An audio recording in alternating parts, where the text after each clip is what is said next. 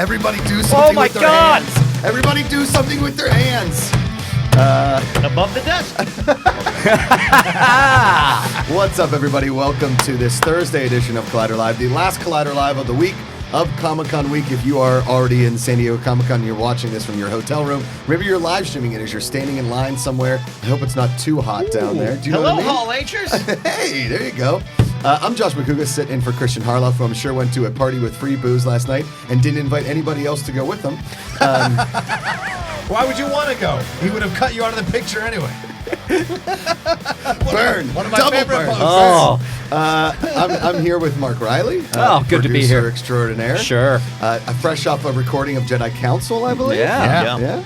John Roca's here. Thanks for being a part, buddy. And Ken Knapsack will be here for the first 20 or so minutes. Well, they weren't sure if everyone was going to make it here, and I was like, Yeah. well, sitting around, just finishing council. Yeah. Let's do this for like 10 Yeah. minutes. Collider 10 Council. minutes, maybe. I won't tease saying Ken do the news because I No, don't. not today. No, not today. It was a lot of fun. It was. Not today. And also, what you did the last time, it's sort of like the Robin Williams stand-up special where he did like 30 minutes of new material when he recorded his special. Like, Right. let Ken sit on perfection for a little bit longer. It's like our good friend Cody Decker, who ended his wonderful professional Yes. baseball career with a walk-off homer. Yes. Yeah. That might be the last news ever. Yeah. Just, it didn't win a game, but that's it's a still- double off the wall. It still hurts hearing that, though. I mean, that still is like a. Well, you never know. You never say never. Never say never. That's what Yeah. Justin Bieber said. Yeah. Cody Decker and Ted Williams, the only two people to end their careers with walk-off. Absolutely. Wow. I don't know if that's true or not. I think you're right. But yeah, Ted and Cody. Yeah. Cody's won a game. There you go. Nice. We'll see ya tomorrow night. So, I love this. if you This guys don't show listen to can the be nonsense. afternoons with Josh and Ken, you guys can listen to that. Before we get into what we're doing today, tonight, not tomorrow night, tonight, American Comedy Company, 7:30, 9:30, Mark Ellis live. He'll be headlining each show at the American Comedy Company. John, you're on the 9:30 or I am 7:30? not. I will not be able to make it. Unfortunately, we could not. We were doing a train thing. I cannot get out of here in time to get on a train to get there in time. Right. Do you want me to tell the pooping your pants story just for you? out there? Absolutely. I'll take it over. I That was was gonna- 2 shows ago. But if you want to use my old material, Oh, got it. Like true stand-up fashion. Yeah, sure. I'm not doing stand-up anymore. Can I use your Eminem bit? No. So 7:30, 9:30, markellislive.com. You can pick up your tickets there. Ken and I are hosting the first show, and then I'm solo hosting the second Yeah, show. because Mark changed it up a little bit because I am like back into stand-up after this show. Oh. Going to start doing some rooms. Yeah. What? Yeah. So I love this. Uh-oh. we'll see what boy. happens. Are you gonna pull me back too? Because Yeah, it's you guys time are to going get back. clubs now. I have friends going. But to that's clubs what with happened because Ellis got me in, and for years I was like, I'm not doing stand up again. Then a couple years ago at Comic-Con, we went to La Jolla, and I had a bad set, and it was awful. And I was like, definitely not doing it again. Then you come along, and we're doing the podcast, and Ellis was like, why don't you go host the show? Okay, that's not even stand up. Yeah. And then you couldn't make the San Francisco show, and I was like, yeah, I'll do 20 minutes. I'll figure it out. I wrote the set on the plane, landed, we went to the show, it killed, and I was like, oh yeah, this sounds great. I'm back. I'm back, but I think I'm back. I think I'm back. I love it. Back. Anyways. Also, Saturday night. I think I'm back. Yeah. Saturday night, the Schmodown Live, 8:30, Joan B. Kroc Theater. Joan B. Kroc. Schmodownlive.com, I believe, is the website. Yeah. Yes, it is. Schmodownlive.com. Ken and I are doing the pre-show, a version of Schmodown Rundown. I think it'll be It's more something, jokey than anything. I think. Yeah. But we'll be getting through some of the things. I'll just make fun of Mike Kalinowski's collection of outfits that he has a storage unit for. I want to see like Kalinowski one day just go off the radar, and they have to go on Storage Wars, and they open that thing, and it's just like 90 Captain America outfits. Yeah, and a Batman it's suit. possible. Correct. I'm just love that you all are catching up to something we've known for 20 years. I forget you've known Mike for a while. Since Yeah. college. I've known Jeez. Mike. Yeah, Wow. I directed Mike in a play back in college. Whoa. That's how I've known him. Was it Play Waiting practice? for Godot? No, it was Glengarry Glen Ross. Oh. Yeah, he played the man, Kevin all right. Spacey character. Whoa. He's got, all right. How many times can we go? Oh, He's got the leads. Williamson. Who won the, Ah, who yeah. won the steak knives? Second, well, that's not in the play, but yeah, it was good stuff. Is it not in the play? Good work. That speech is not in the play. That's not in the play. No, speech is written just for the movie. Movie only. Whoa. Takes brass balls to sell real estate. That's my name. Yeah. I know kids are watching. Wow. Especially in line at Hall H. Hey, everybody. Hey-o. Yeah. So, 8:30 p.m., Joan B. Kroc Theater, Schmoedown Live, Mike Kalinowski versus Rachel Cushing, Kevin Smets versus Adam Lavick. Yeah. That's a lot of geek knowledge up on that stage. It is. A lot of geek knowledge up on that It stage. There is no Bad Boys 2 questions, I believe, in Inner Geekdom. Yeah. Which is what eliminates me. There should be, though. Yeah. There should be. Now, here's the crazy part: is I was asked. I wasn't on the show, but there was a Bad Boys question asked one time. Not the Sean Penn movie, the Martin Lawrence Will Smith movie. Right. I know John is always like, every time I say Bad Boys, you're like, what, the Sean Penn one? No, not the Sean Penn. I one. don't even recognize that one. Oh. Will Smith and Martin Lawrence, that's the only one. Good. Good. But on never heard a equal Bad Boys ground 2 here. question on the show, and I've never been asked one either, which is Well, kind that'd be of, unfair. That'd be That would unfair. be, It'd yeah. be just game over. Yeah. But that's your Schmoedown. All kinds of fun stuff happening in between. We're actually later in the show. We're going to look at a bunch of panels and just give them a thumbs up or a straight thumbs down. It's just this and that. Yeah. No discussion. Just thumbs up, thumbs down. And I will give it right now. The Frosty panel. I'm kidding. Frosty's talking to the Russo Damn. brothers for Christ's sake. Yeah, I Thumbs know. up. That's a thumbs up. Dude, when the Russo brothers came in after Winter Soldier, that meant in the old Collider offices. Yeah. One of them was wearing a Cleveland Browns hat, and I was like, "Are you a Browns fan?" And he was like, "Yeah, I'm from Cleveland." And I was like, "Oh, I'm from Pittsburgh." And then he and I just talked about football for 10 minutes. Did And he I like was size you up? He's it's like, what is happening here right now? Yeah. And then all of a rad. sudden they become the biggest directors in the world. Like, flash forward 3 years later. Yep. Maybe we can get him on Sports Time. Yeah, Yeah. maybe. We won't talk about Avengers at all. Just talk about football. And you just, Sports Time just went up with Justin Moore. Yeah, country music star. Country superstar Justin Moore stopped by to talk about his new album, and he also talked about new album. Do we even have that? But he also talked about his love of the Pittsburgh Steelers, Yes. Wow. the Arkansas Razorbacks, and the Atlanta Braves. Please go listen to that. And that's You such Steeler a- fans are everywhere. Yes, we are. We are a Like disease. a virus, yeah. It was so funny. He walks in wearing that Steelers hat, and that's just like catnip for Macuga. Well, they were He just all- goes, I have to go talk to this man. They were Yeah. all waiting outside, and I see a Steelers hat on the guy, and there was like 8 of them, and I was like, this is somebody coming in for an Yeah. interview, right?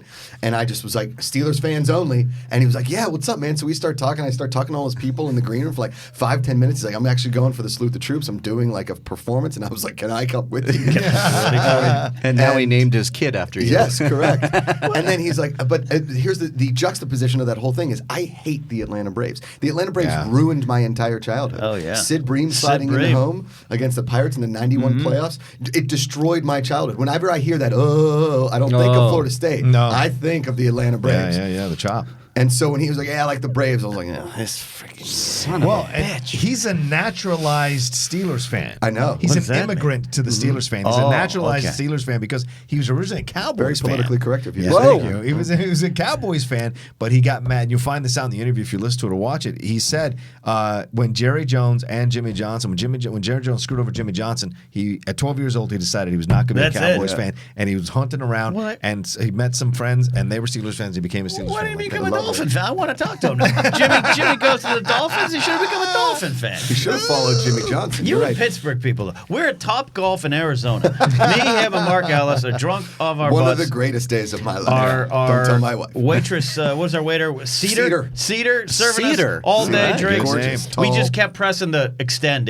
Like we were golfing for 6 hours. Yeah. This family Money was no object. This family was next to it. It turned out it was. It was. This family was golfing next to us. Kind of nice, pretty family. Yeah. Everyone's pretty and having a fun time. And actually, they're from Pittsburgh. Josh is golfing with them. He gives them my jacket. Yeah.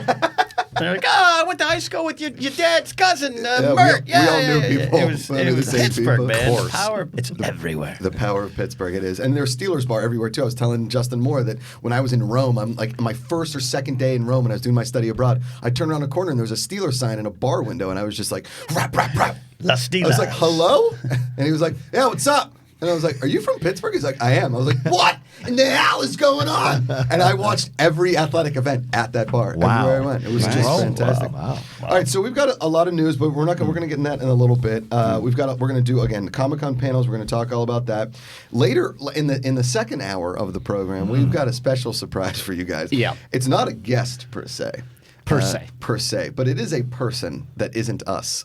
Oh. Wow. Yeah. Wait, hold on. Let me put There a graph up and see if I can figure out what he's saying. Put a poll up there. Yeah. Wow. I will not. We will discuss the It 2 trailer, but I have not seen it, and I refuse to see it unless Perry forces me to do some kind of trailer reaction. I think you're safe on that front today because the trailer dropped. We're going to talk about it, but no trailer reaction. I think you're safe, Josh. Okay. Everyone's down at Comic-Con. You're not going to have to do it there. Yeah. Plus, you're legally not allowed in horror screenings anymore. No, that's There's correct. been some movement, some motions put in local government, city government. You're not allowed. Yeah. Have you signed the petition? It's up Well, there. I not only signed it, it was voted on. It was voted on. Yeah. Okay. I covered 12 that. city Got it. council people in L.A., 11-1 it passed. Yeah. Resolution. Burbank, surprisingly, though. Yeah, Burbank, they're separate city. They don't care. But I have to watch it in Burbank, but not in LA. Right. Well, Tom, the Josh Macuga Act passed today. He's not allowed in a horror film within 50 yards of a horror film. I've never heard this before in the greater county of Los Angeles. Turns out it's more of a sound ordinance issue. His screams can be heard for blocks. To be fair, the decibel level matching a jet. It was pretty incredible. Well, like 3 days ago, because I hosted that thing for Quavo and 2 Chainz, I signed up for a Twitch account and I followed Ken. Oh yeah, did I? I followed Ken and Kind of Funny. That's the only accounts I know. I got a notice on Twitch. Josh Macuga, one word, is following you. All of my accounts are the same thing. Macuga's Oh, this will pretty- be great. Well, You should your pop name. in the chat. You should pop in the chat I when will. I stream. I will. Oh, I got to learn how the Twitch works. I know I sound like my dad trying to text, but Yeah. I think, and I told Amanda this last night. I said I think I'm gonna start twitching my night terrors. Like I'm just gonna set up my phone. Fucking Paranormal Activity. I'm just gonna set up my It would phone look like that. and twitch my night terrors. Like if I come home drunk, I'm like, babe, set up to Twitch. Dude, what if it's revealed that you've had a demon that's been attached to you the whole time, and that's that's because of your great. night Man, terrors? in New York, Kalinowski and I shared a room with this guy. I'm Yeah. telling you, it's tongues. It's spiritual. Listen, I'm not kidding you when I say that shit has happened because I have Demon a friend. possession in your life? You? Demon, Okay. something that I have never I can't believe it. But my friend Gavin Fisher, who shot my movie with me, and became a dear friend of mine. Grace guys. Is this the Yeah, guy that Grace saw the guys. aliens with you? No, that was our director Kai. But got a lot of Gavin was there to film our reaction afterwards. Interesting friends. I have some interesting friends. But Gavin, when he had his baby, about a year later in the crib, this kid started to wake up screaming.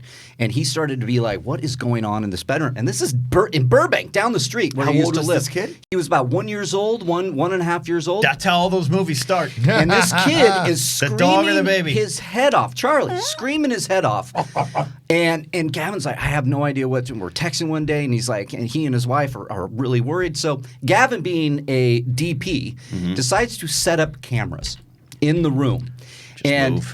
So he showed me this. And this kid is laying there asleep. And then all of a sudden there's a weird kind of thing, like a light. Just kind of comes in and disappears. And about 30 seconds later, that kid sits up screaming. Get out of here. Yes, I know. I said this Get specifically outta for here. you. Cody, start the music. And I am not shitting you when I say this. He brought in like a psychic to do like a kind of a reading of the room and basically said, there is a demon attached to your baby. I'm going to do a cleansing. Attached to your baby? Yeah. That this baby, like straight up paranormal activity Like shit. they visited Ireland and Yeah, like have 'em call in. a leprechaun folled them back? Yeah. Like, it's crazy. I had an you know English what? teacher in high school that I'm claimed going that to text him happened. right now. 100% true. Mrs. Crocker, Royal Grade High School. She was like, I visited Ireland and a leprechaun came back with me. Wow. Oh. But yeah, it's real. So I'm wondering. Okay, so I'm just gonna make you just have so Gavin scared. do this. And first of all, I'm scared to death, and that's No why shit. I was so scared when we had that pair of brothers that wrote The Conjuring. What was their names? The Harris brothers. Carrie and the Hayes brothers. Hayes brothers. Yeah. Yeah, that was pretty close. They were great dudes, awesome, from friggin' rad for Christ's sake. I know. When they started talking about being around those people and like them saying, "Hey, get out of here," I thought that those writers had spirits by them, and that's why I was so scared because I don't want those things anywhere near me. And let me tell you another story, very similar. A friend of Hannah, my sister-in-law, her son, like her friend's son, is convinced that he is an 18th century man that was murdered at the behest of his wife. And for Christmas, he dresses up like Michael Myers. And he's 3 or 4. Wait, 3 or 4? Yes. How does he know? So 18th he's like a century? year removed from like like I don't know when the kids start Yeah, talking. yeah. Sounds about right. 8, I don't know. And then suddenly he's like, I'm from the 18th century. Yes. What? Yeah. That Like, itself's weird. Hold on. I'm going to call Amanda real quick. Oh, 'cause my she God. knows the story. 'Cause it's, while we're on the subject. Where you're gonna get her? Oh, this is like Oh, a this is Amanda good. report This card. is Amanda report. Hey, Yeah. babe, it's Josh. We're on Collider Live. I have a question for you. Oh, go ahead. You- I'm nervous. Wow. What voice is this? Listen to this. Amanda's going full sensual now. I know. Shit. Holy cow. What is she doing? Okay, so remember that Hannah's friend's kid who's like supposedly Michael Myers or something? What does he say he is? The creep. Oh, he said that he died in a fire Yes. in like the 20s in Boston. There it is. Holy And the shit. fire was started by like the mob. And he truly believes that he lived before. It Wow. was like a mobster guy. And he's it like was 3. like a revenge fire, and he died. And how old is this kid? He's 9. Nine. Oh, he's Oh, 9. He's Okay. 7. Okay. All right. I mean, that's any better. Yeah, I yeah, don't want I was 9-year-olds gonna being say. like, I was murdered in a mob fire in the 20s. It was retribution for the ring I was running. He's pretty much. You would think he's like a normal kid until you like get to talk to him, and he'll say that he like wants to go see a scary movie. Yeah. Or Not normal. Wow. Ain't no you more, get him Billy. talking about the whole like Boston thing, and you ask him how he died before. In a fire. I kind of believe him. I want this kid on Deep Cut with John Yeah. Roca. Wow. Jesus Christ! In a minute, This I would kid's interview gonna this guy. is gonna grow up to be Christopher Walken from Woody Allen right, from just sitting Annie there. Hall. Yes. All right. Well, Wow, thanks okay. for the. I just needed some clarification on that. I appreciate it, babe. And you guys can check out Amanda on the afternoons tomorrow with a full report card of how she almost divorced me on Sunday night. Oh, wow. It's so Yikes. sweet. I do want to say Bye, one thing. guys. Wait, real quick, Amanda. I've enjoyed Amanda being more active on social media. Well, she just got a to Twitter s- account. But I'm saying She's it's a nice must to see follow. the counter Thanks. to the Josh stories. I like the counter. Yeah, she's a must follow. She is a must follow. All right. I said to Josh Good this morning, stuff. I feel like I need to hit like I've lost my Twitter mojo. Like I don't even know what to say on Twitter. I just say And he's like, just say all the things that you say to me. But then I said, well, those sound stupid. No, no, that's no. that's We the want to hear point. that. Now, Just I think that's the point. Yeah, I Yeah. guess it's just I say what I'm thinking. I don't know. So wait, you're I worried love- to I love say Twitter. you're worried I'm about pro saying Twitter. something stupid on Twitter? That's the kind of the whole thing. you're doing it right. Amanda, why don't you start tweeting about Star Wars? See what happens. That's what Ken said yesterday. Is that On what- the afternoons. Yeah. What did you say, Ken? I can't remember. Great minds. Tune in tomorrow to find out. There you go. Yeah. Tune in. All All right. right. Thanks for the call, baby. That's awesome. Talk to you later. That kid is freaky. I can't. It's the I mean, I guess at 9 you can study this. You can read up. I guess. But that's pretty even. Sure. But even then, even if your 9-year-old kid's checking out a book from the library on mob murders, that's not what I want my 9-year-old doing anyways. Totally. Where is he getting this information? I mean, you got to look at this kid's Google searches. Listen, I said check out the library. Like that happens still. I have another friend that truly believes, and he's my age, that he was a part of the Civil War and that he died in Gettysburg. And when he was visiting there, he pretty much thinks he saw like something. You know what happened at 12? Ecstasy. He goes to Disneyland and he goes to the Abe Lincoln thing they have in the front there. He falls asleep. He wakes up and he's like, I think I'm having a dream that I fought in the Civil War. And now he believes it. That's wow. what I'm writing Wow. that one off. There The you go. 9-year-old's real. Well, I was at the crucifixion. I just know that much. I know that much. That's mind blowing. The 9-year-old. I just wanted to be there when they shot the 1989 Batman. That's Okay, I am currently speaking with Gavin Fisher on the Okay. phone right Oh, that's now great. on Okay. text, and I'm asking. Now it's what- through your phone. He said, he said, "Oh wow, yeah, that shit was crazy. Charlie remembers it still. We still talk about it." And I said, "Where are you? Do you want to call in?" So I'm waiting. All right. TBD. Okay. TBD. Tell me, It's gonna- give him the phone I'm number. going to. Because- Yeah. Oh, he's at the airport. I'm in Vegas, and he's flying. How so old is the kid now? It was 1 when it happened. Charlie is now 8 years old. Whoa. See, it's this 8 to 9 range Well, where here's the the spooky thing. things I don't start think you like. I don't know how kids work per se, brain wise. But like, I don't know when you're supposed to start forming memories because I mean, I have early memories, but I don't know if I have memories at 1. No, Some people do. Oh, okay. Not everyone, though, obviously. Yeah. Yeah. But some people can be regressed to that. Right. Interesting. Yeah, Interesting. I don't have those. There Okay. wasn't like, 8 or 9. wasn't there like some pop song singer, someone like a Jewel or a Christina Aguilera. Someone was like, "Oh, I have memories of one." Jewel and Christina Aguilera do know. very Yeah, different I know. singers. I don't know. One's pop, the other not Yes. so much pop. Who will But save Shirley your soul, MacLaine, Joe? Shirley MacLaine claimed for years that Yeah, people live All right. multiple lives. Yeah, she interesting. claimed. I got to get out of You here. gotta soon. go. Oh, bye, All right. Ken. I got to drive to San Diego to go to Nice. Comic-Con Tonight. do some comedy tonight. Comedy tonight, 8, I'll 7:30, miss you. 9:30. That was see you Saturday. My friend, I'll see you down there. Cody Hall. Good luck to you, sir. Thank you for Cody Hall. Thank you for tweeting out your Comic-Con schedule. Oh, it was great. It's the best piece of comedy out there right now. Cody, could you put that up so I could read it on absolutely. on Twitter? I appreciate you, buddy.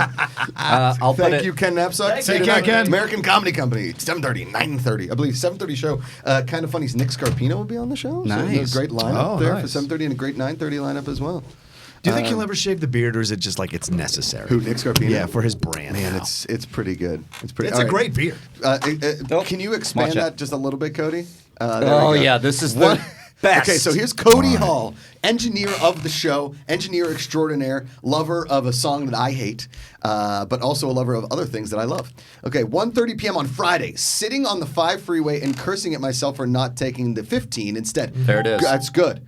3:30, having a nervous breakdown while driving through the gas lamp district. Yep, I have that. Yep. Also, listen, I happened last year. I almost hit a kid on a bird. Yeah. And there are going to be triple the amount of birds that there were last year. Was it JT? It was not JT. He still had teeth then. Crazy. Friday, 8 p.m., crying in Subway after not being invited to any parties. You can hashtag Christian Harloff on that one, or Yep. Adam. or Adam. And then 10 p.m. Friday, getting absolutely shit-faced at TGI Friday. Yes. Now, Cody, that's my kind of Friday night. Yeah. It's the best place in the world. It Yeah. really is. Let me tell you a quick story about TGI Fridays. Ooh. Okay. It was the place to be in my town in Pittsburgh because in Upper St. Clair, Pennsylvania, we didn't have a bar until we got the Outback Steakhouse, right? Okay, And then that yeah. became the town bar. But before that, there really wasn't a bar in town per se. You had to go to the town next to us because there's only like 1 or 2 liquor licenses in my town. Okay. So TGI Fridays became like the go-to. And our parents would go there and have drinks and they had like Quizzo and stuff like that, right? So I go to TGI Fridays at like age 17 with a fake ID that I bought on a school trip to New York. It was a New York State ID. Nice. Oh, right? nice. I was from Iowa, so Yeah, but we'll you get go, there. There yeah. you go. And I think I've told this story before, maybe on here or whatever. But when I was in high school, I mean, I grew facial hair very early on. Like, I mean, I had a beard in like the 7th grade. I started shaving. I had a full mustache early. It was like And Baby Fenster and Looney Tunes. Totally. I did not want to be the kid with the dirty teen mustache. Just Right. didn't want to be. It's not a good look. No, it's a bad look. Yeah. Yeah. So I started shaving, and so I would grow out a beard all week at school. Like I would just have a beard all year round until I had to shave it for swimming. And I would go to local beer distributors in a full suit, tie, and glasses on, and be like, "Oh, rough week at work, just brutal. Can I get 10 cases of Milwaukee's Best Light?" And I would say like 1 out of 5 beer distributors, and I would go around like every couple of weeks. 1 out of 5 would sell me beers. Like, and I would Oh, just wow. collect beer for all my buddies, dressed as this businessman. So finally, I go to New York on the school trip, buy a New York State ID off some guy in the street, and I don't know what a New York State ID looks like. Sure. Nor does anybody in Pittsburgh, Pennsylvania, for that matter. So I go to the bar and I give him my ID at the TGI Fridays, and I hear, "Josh, get out of here!" And it was my English teacher. That's Whoops, daisy. perfect. All right, let's get back to Cody's schedule after his blackout at TGI Fridays. 11 a.m. puking into the ocean. Makes Perfect, sense. perfect. Makes sense. Now he's got a big gap from 11 to, It really does. 11 to It's a 6. big gap. There's a lot of A puking. lot of puking in the ocean. 6:30 p.m. going through a random existential crisis about being a father. Sure. Cody, I do it daily, and my wife isn't even pregnant. 8:30 p.m. losing my shit while trying to keep the Schmodown live on the air. Yep, sounds about right. 10 p.m. getting shit-faced again at TGI Fridays. Love this. Wait, can we stop here? This is the most ambitious schedule, 8:30 to 10. Because Yes. if you think you're getting out on time on a Schmodown the line, you're out of your fucking mind. You're not getting until mistaken. midnight. Sorely mistaken. All right, now let's get to Sunday, my favorite day of Comic-Con, because I leave so early I get home. 11 a.m., puking so much that I end up dry heaving outside Petco Park. That makes Excellent. sense, Cody. Makes sense. 2 p.m., going back to the TGI Fridays for one last rodeo, baby. Or because you left your credit card there on Saturday night? Maybe. No. And then 5 p.m., getting arrested for trying to host a panel at TGI Fridays called Why We Always Need Fridays at TGI Fridays. This is genius. Cody, Cody, You are the best. Yeah, Cody, really. I don't want to blow up your head even more, but you are a comedic genius. You really are. Yeah. You I should have be moments. you should be writing like David Sedaris books. Yeah. You should. I'm being honest. I don't want to like. I've been working on a couple different book ideas, but I went to meditate for the first time ever on Sunday with the wife.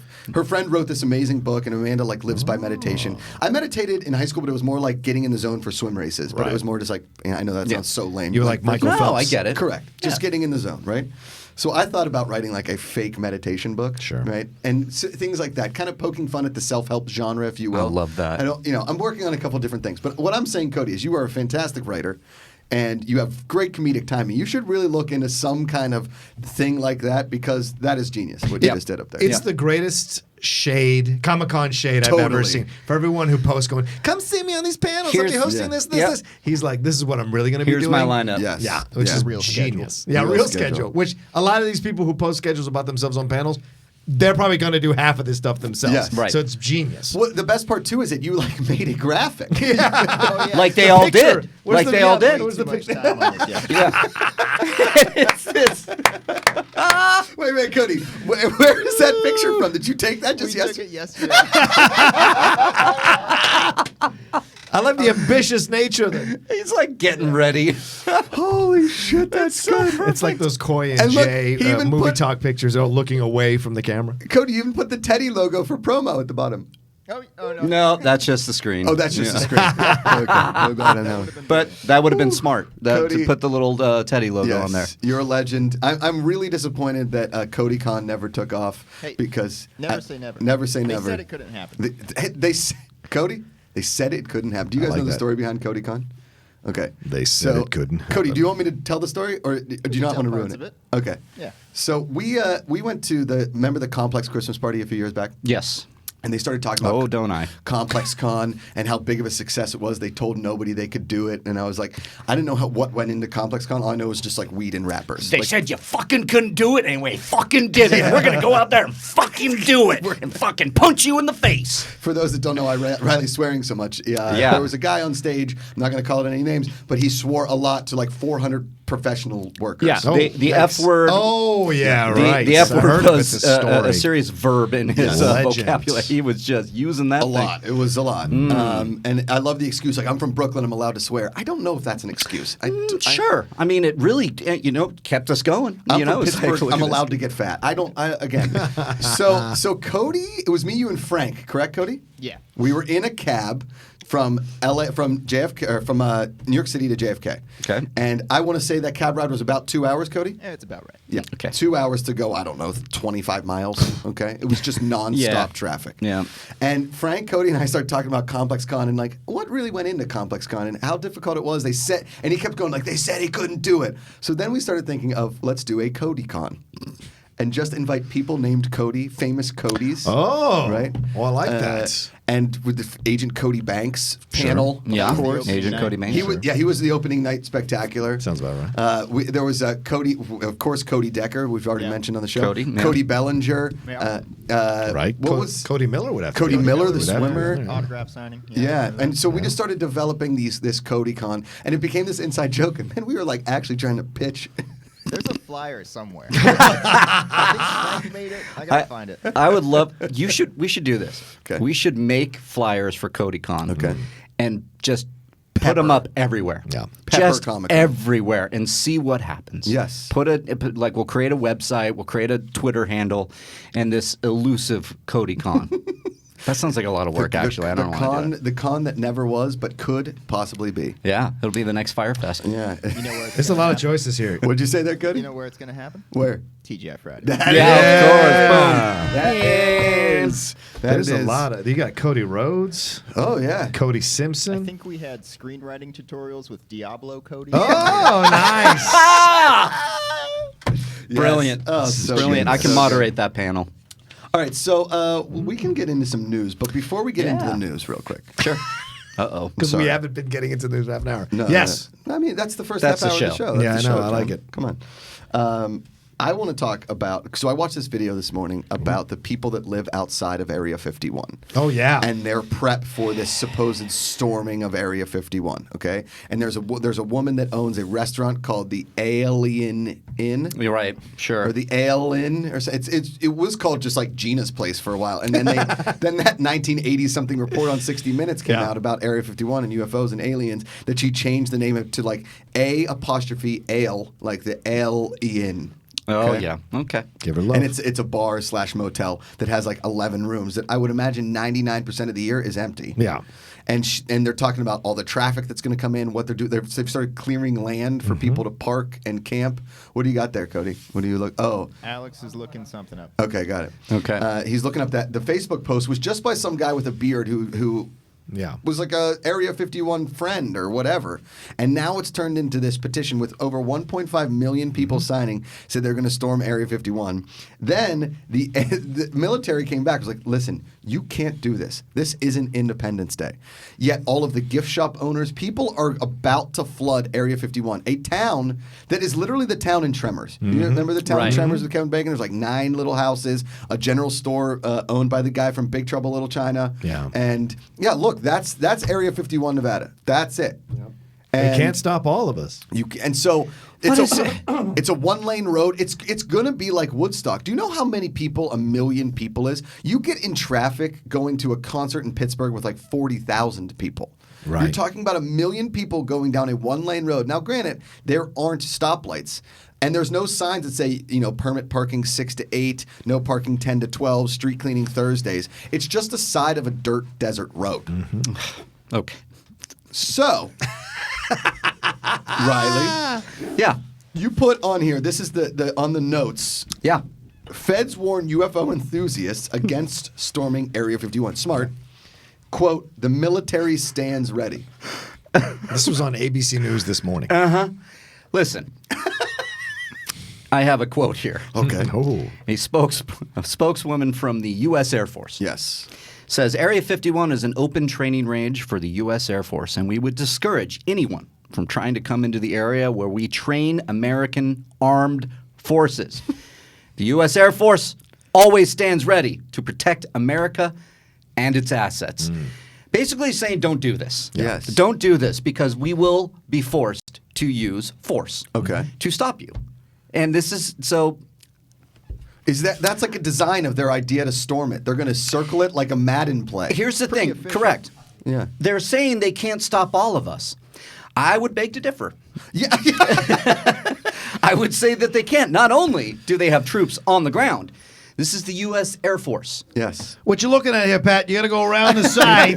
We're going to send the defenders right through the middle. We're going to distract the quarterback. We're going to around the side with looks both like of a- us, and we're going to get him beaten at the quarterback. We're going to crush him, and we're going to steal those aliens. I believe in Madden 95, that play was under the nickel defense. It was. Under It was. the nickel defense. Very well pointed. Yeah. Now, unless they have a Bo Jackson in their army from Tecmo Bowl Now- that can run. I'm going to call the Y run. trips on this. What I see, like how I see this happening is people think it's going to be like that scene in Braveheart where they're all like rushing and it's like dun dun dun dun dun Yeah. dun dun, and then it's just like a clash with the army. They have guns, They have guns. and don't you bring guns tanks. because if you and planes, it's Planes. the Air Force. It's the Air Force. There's missiles. Yep. Okay.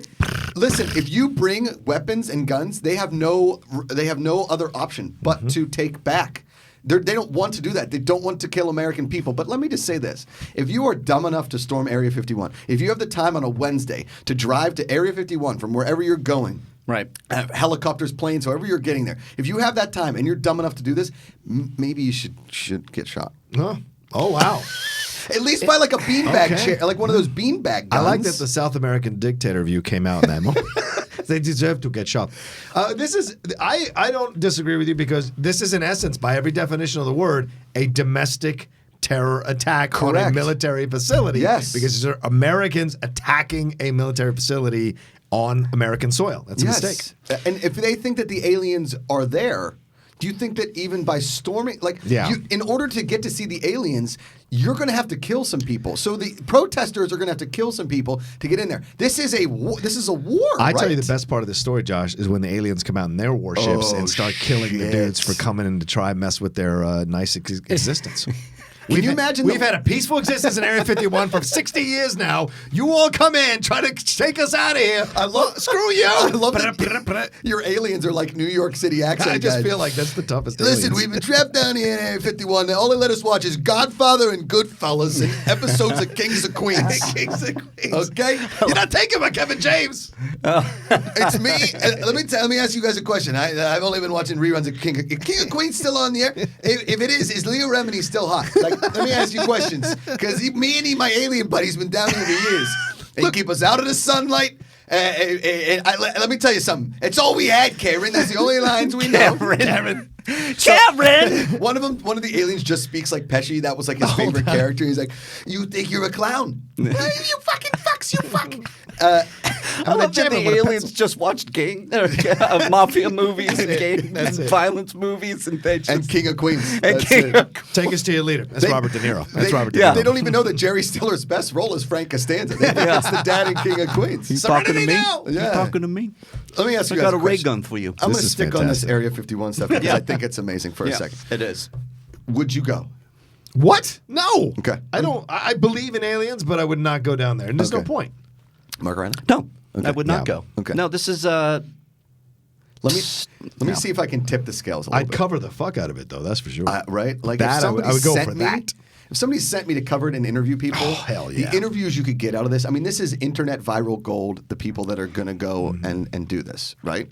It's like the people that went to that unearthing of that landfill in New Mexico for the ET video games from Atari. Yeah. And they're like, "Oh my God, it's going to happen. We're going to see it." And they found those ET video games, which is crazy. Oh, that's right. Now, to take a page again out of Independence Day, which is still, I've said it on the show, I've said it on Movie Talk before, I think the greatest summer blockbuster all time, summer blockbuster all time is Independence Day. Yeah. It defines the summer blockbuster. It was a fun time Aliens, in the theater. check. Action, check. Check. Bill Pullman as president, check. Will Smith, check. Jeff Goldblum. Jeff Goldblum, Check. check. On Independence Day, Check. It's a summer movie Blowing about up the White House. Check. Yeah. I mean, it's crazy. Anyway, remember at the strip club when Vivica Fox tells that the girl that's the other kind of like a little airheadish playing stripper, don't go up there. Right. And she goes up there. She has that sign, you know, and then she's the first one to get blown up. Now, Oh, yeah. I don't know what's better. Surviving the alien apocalypse or getting blown up first. Again, this is all of it's Yeah. Do you know what I'm saying? Like you're part of the rebuilding process. What if the rebuilding process goes wrong? But then, by Independence Day resurgence, we've come together as a people across the board. Yeah. Well, the positive about the alien apocalypse is all the debt is canceled. So, like, you're starting over again. Yeah. Is Like, that all what your it is? student loans, all your stuff, like, all of it's dead if the aliens I'm assuming our technology is blown up by the aliens and survive somehow. Go full Fight so we Club. can start all over again. Okay. That's for sure. Yeah, I'm probably with you on that one. I think just a little bit. It's wishful thinking. You know who's missing the boat here if they're not down there is Triumph the Comic Dog. Yes. Just to do a whole bit of asking these guys. Totally out Triumph the outside. Comic Dog. Button here calls your mom. That's still what he my did when favorite- when still he was my talking favorite to the Star Darth Wars Vader. It's like, which button here calls your mom to pick you up? There was it was that same line with Inside the Comic Dog. He's like, "Do you know that this is the last time you'll see your mother's like a vagina?" The woman was pregnant. It's like, "Do you tell your son that's the last time he'll see a vagina?" Like that was fantastic. It's the best. Let me say this too. We're going to get into in the second hour. We're going to talk about some of our favorite Comic-Con memories, all that kind of stuff. But one of my favorite Comic-Con memories, the tease. Here you go. This classic tease, Mark Riley. Yeah. I saw Fred Smigel Oh. doing the voice while holding the puppet at a Ooh. press line at Comic-Con like 4 Nice. years ago. That's cool. It was really, That's really, cool. really cool. Let's get into some news. What do you think? All right, let's do some news. We did. I know you didn't see it, but some of the big news that just happened. It Chapter 2 Dun, dun, trailer dun. dropped. Josh Macuga, you're never going to see this thing, huh? The trailer. That's a big fat no, Roca. I told you, Mark, unless I'm being forced by Perry, because I know. Perry is like, we have to do this. I don't know why I did. I'm sorry. We have to do this trailer, Josh. Yeah. You have to do it. It's but a trailer it's so reaction. much fun watching you do it. Well, anyways. And then she rolls her eyes at me. Yeah, this is the final trailer. Obviously, it dropped this morning. They did a big Comic-Con presentation last night. I know they roped in Dorina to do a little coverage on this last night. I watched Really? the video. You can check that out at Collider Video on Twitter. But I loved this trailer. Shocker, because I love the It franchise right now. This is one of my most anticipated You movies. saying you love this trailer is like Cody saying he loves TGI Fridays. Right, exactly. Give me some kind of something to it. Something to it. It's really going a little bit deeper into the Losers Club. It's really showing a lot of like what I loved about it is that you see the kids and then it's kind of flashing to what they're doing now and how old they are. And I know Are they all still in Derry or have they gone No, away? and that's the focus of this trailer. It's Mike that's doing a little bit of a voiceover who's saying when you leave Derry, you begin to forget. You begin to forget what happened 27 years ago. But I never left, and I remember everything. And there's like the things of the kids that are still missing. And then we get a little bit of action from what happened to Henry Bowers because he fell down the mine well, and then you kind of see him come up and like something's happening there. But what I loved so much about this trailer is I saw a lot of the book in there. Yeah. There was really some good stuff happening from the book. I'm seeing the references. This is a great I don't have to see anything more. I want this movie. Just looking at the book gives me sweats. I think it's like 4,000 pages. It's It one is. of the best books. Okay, let me ask you this question. Sure. Mike, which one is that one? It's the black guy. Yeah, Mike. Okay. Yeah, Mike's. He's kind of the guy in the book. The book gets a little bit. And so he never left Derry. He never left Derry, Right. and they did a switcheroo because Ben was the one that was kind of in the first movie, the chubby kid, Ben, who was starting to collect everything and piecing together the missing children and everything. I know.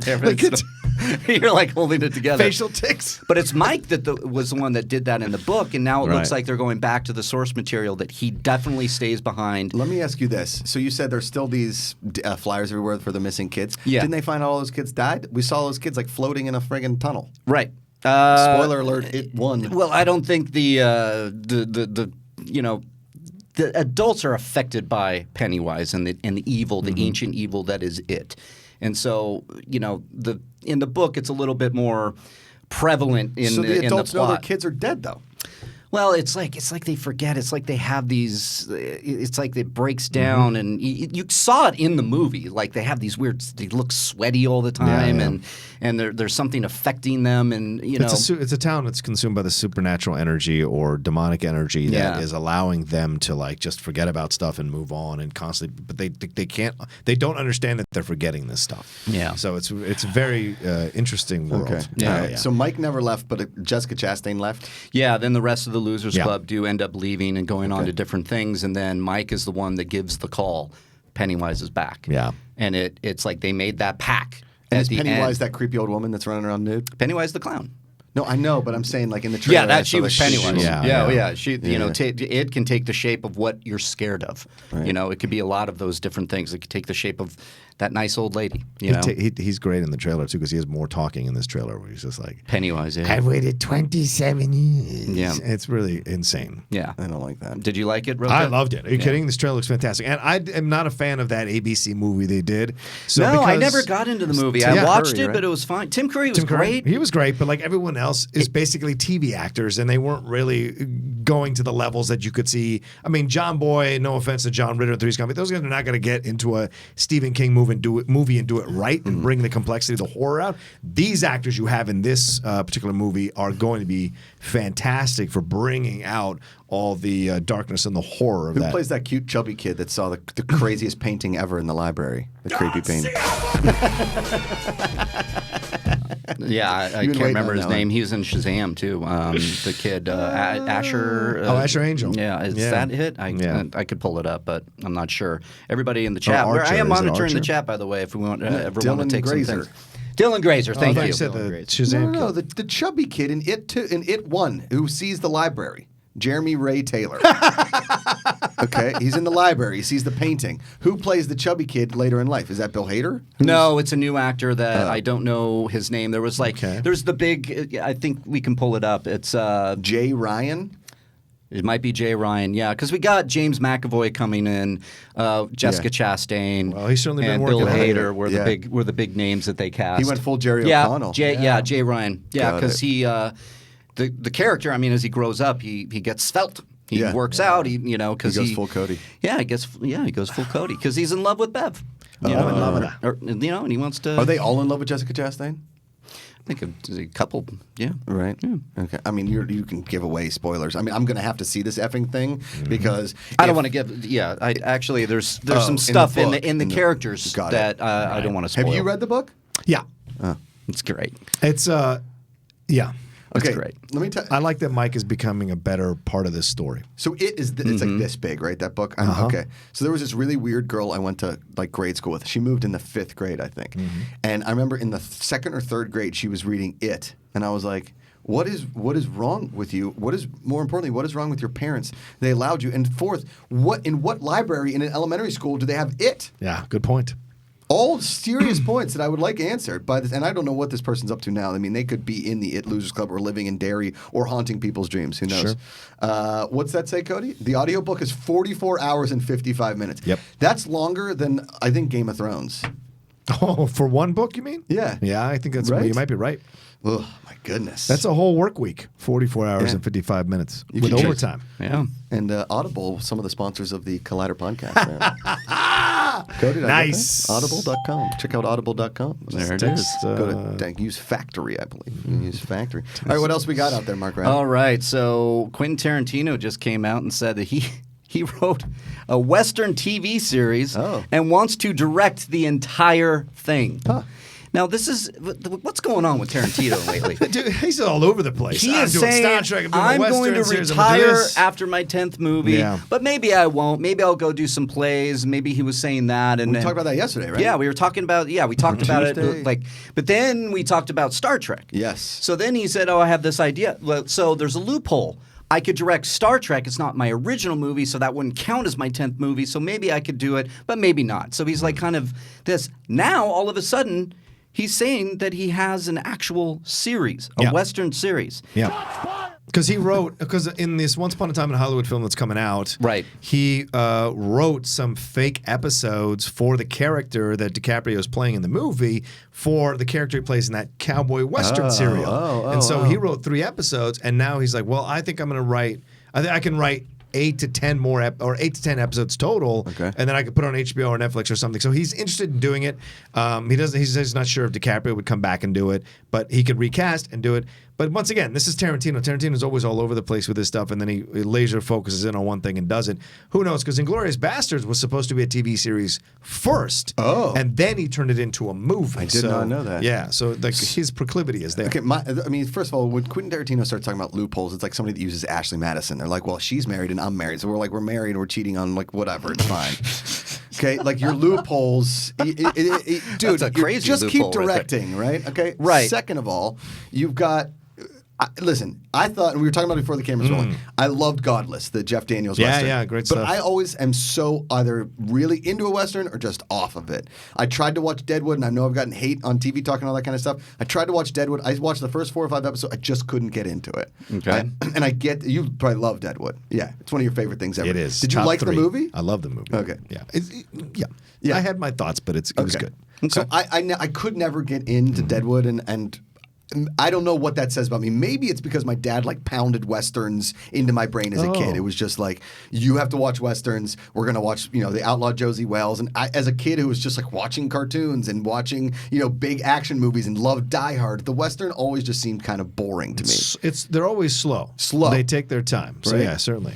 But Quentin Tarantino, because I didn't love Hateful Eight. I was not a huge fan of Really? Hateful Eight. Okay. No. And I know that was like sort of Westerns, but I did love Django Unchained. I thought Django Unchained was great.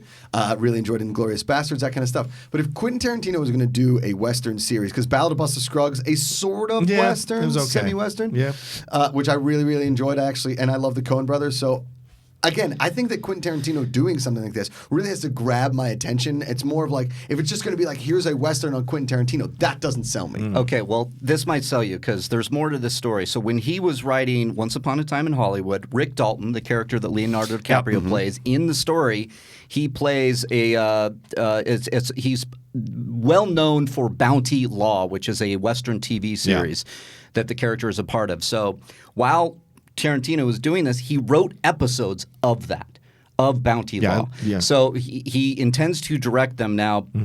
When they asked him what could you get Leonardo to be a part of this TV series? And he said, I can't imagine Leonardo is going to want to do it. Right. Maybe I'll cast somebody else.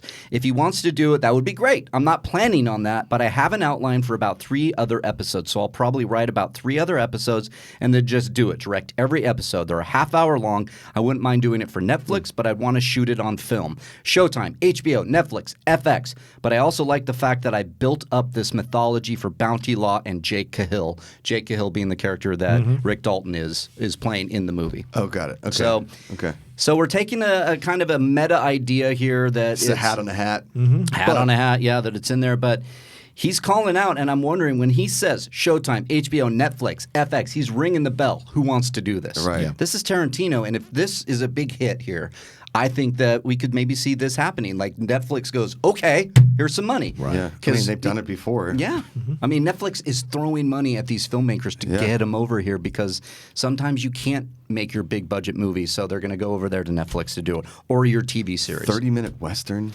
That's a little weird to me. And it's been done for many years in the 40s and 50s. We're just not a Western. Of course, then he wants to do it. We're just not a Westerns country much, or I don't know, TV viewing going public anymore. Like that, we would go into these things because Godless got good ratings. Yeah, it got nominated for some stuff. Exactly, and those are hour-long ones. So you do a half hour, and that's what he talks about in the interview too. He says the challenge of cramming all this story into half-hour episodes and connecting them is an interesting challenge for him. So could he do it? Great. Would I want him to do it? Absolutely. Would it get done? I don't know. Yeah, I could take it or leave it, to be honest with you, because there's a part of me that would really like to see Tarantino do a Star Trek movie. Yeah, okay. I would love to see that.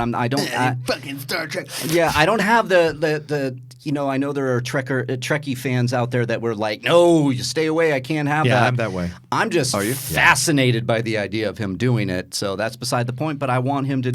I'm interested to see what his 10th movie might be. And so is this the 9th movie? The Once Upon a Time? It's the 9th. The 9th. Okay. Yeah. And I don't know, like Quentin Tarantino. I know people like live and die by Quentin Tarantino, like they swear by him. I swear by him. Yeah. And I mean, I know a lot of people do, and I think a lot of his movies are brilliant. I think a lot of them are somewhat overrated at points. But him just kind of coming out and saying he wants to do a Western series doesn't that doesn't do it for me. No, but that's that's you. And it doesn't really do it for me because I'm going to his comments. He's going to retire after the 10th film. Right. He doesn't really want to do it. Then he's talking and he's like, oh, yeah, maybe I'll do Star Trek. Maybe not. It's like, I don't know what you're doing. It's like, so the Western series is like, that seems like something he might do after he retires because he teased that. He teased maybe doing some television or plays or a book or whatever. I'd love to see some real stylized comedy. I wouldn't mind Quentin that. Tarantino. Interesting. I wouldn't mind. I don't know. I don't know. Here's what I find this fascinating that he's doing all this now because usually between movies he stays pretty quiet. Silent. Yeah, and just kind of figures out and focuses on what he wants to work on. This is an interesting thing. Maybe he senses that, like, he feels he might be ending, and so he's going to try and do everything before he's locking this thing down. I don't know. But he's also doing press for Once Upon a Time, and so right. he's getting all these questions, and he's just riffing. Yeah. Right. You know? Oh, no, that's exactly what I was going to say. that's Is like, right. he's doing all this press stuff, all these red carpets, and like, so what are you going to do next? Like, tell us about this. So tell us about this, and then so what's on the board? Because everybody wants to know, and that's the red carpet interview. Exactly. Yeah. I'm sure he's had ideas for hundreds of things, and he's telling everybody now. Yeah. And I love it. It's great. All right, what else we got, Roxy? All right. Roxy? Sorry, Roxy, Riley. yeah. That's it. You can call me RJ. This is a MR. This is a big one. We got King Triton Yeah. has been found. And Variety is reporting that Javier Bardem is in talks for King Triton for Disney's Little Mermaid. He's going to play the father of what's her name? Haley Bailey. Halle Bailey. I always want to say Halle Berry. Of course. Every time. So they found it. He's circling the role. He hasn't signed on the dotted line yet, but as far as King Triton is concerned, Javier Bardem, I will take it. Yep. I love this casting. Interesting choice. It's a very Can anybody do a Javier Bardem impression as King Triton right now? I'm looking at you, Roka. I can't do Because it. his deeper. What do you want? Ariel, where are you going? With Prince Eric? now will she Sound have, like a French aristocrat. Here's the thing. I'm trying to do him from like Collateral, and he's like, "Where's the money?" Oh, that's right. But Collateral. I'm thinking more. I mean, he's got to have. an accent that was similar to Hallie's, right? Like he can't go. I don't think King Triton can have like a different accent. Well, this than is what's every other interesting because character. it's multicultural because he's Latino, Haley is black, and so like where are we going to play with I understand, that? but they're from the same town. yeah, well, yeah, right. Well, They're and from under the sea. I don't, Under the sea. our somebody just put up the. Do that again. Go back to that. Ah! that's right. For those listening at home, that's Javier Bardem in which Pirates of the Caribbean? Under Dead Shores? Under the Dead Men Tell No Lies. Dead Men Tell No Tales. Dead Men Tell No That's Tales. Dead Men Tell No Tales. Dead Men Yes. Tell. Did I say lies? Yeah, you said lies, yeah. Now, here's the question: Is how ripped is King Triton in the Disney Gonna live be action? ripped. I don't know. Is Javier Bardem that ripped? No. Exactly. I think you King can get Triton's there. out there looking like, a men's health fitness model. Give me, I mean, it's a, King Triton With a was like long su- beard yeah, and a crown. super sexual King They Triton. pull up like paparazzi photos. Yes. That's all right. You know, poor it's, guy. that's the Latino male body. It's, Is that what it is? Yeah. Oh, okay. We got a little bit of the moobs hanging down. That's all right. He's got a dad bod. Come on. Dad bod. I mean, again, I never thought King Triton had to be so ripped in the first Disney Little Mermaid. So maybe he's got a little beach dad bod. Yeah. I mean, look at King Triton. Show me look. He's jacked up. Yeah, he is Jack. He looks a little bit like Hercules' brother. Yes. Hercules' his dad, Zeus' brother. He does. Yeah. Right? Well, yeah. Yeah. 'Cause Zeus It's has the kind of the same Disney design. look. Yeah, It's yeah, the yeah. Disney look. What was that funny thing in Little Mermaid? Weren't there like a bunch of wieners in the background of the? Yeah, it was like the castle, and it looked like. I like that choice. I like the Terry Crews choice. Oh, Terry Crews as King Triton. I'd dig that. Yeah.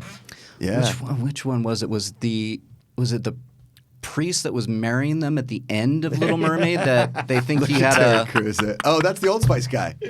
Or is that Terry Crews? No, that's Terry Crews. He is the Okay. Old Spice guy. Yeah. No, there was the other Old Spice guy. Remember the guy on There's the horse? Two, well, yeah, Terry Crews has done it too. Yeah. All right, King Triton. King Triton. So we're looking at that, and then talking to Jeff Snyder the other day. I think when he did his coverage on this, it's they're probably going to that the mother is going to be Halle Berry. It's got to be. There it It's is. Halle Bailey and Halle Berry. How That is would it be not perfect. that? But that they are going to go that route and probably make it a bigger role. So there you go. Snyder was. He was saying, who he liked was Kerry Washington. I could see that. I could see that as Sure, well. Love Kerry So Washington. we're heating up. So we'll probably get that casting announcement probably very So soon. we've got Harry Styles as King Ben or It's Prince King Ben. Prince Eric. Prince Prince Eric. Eric.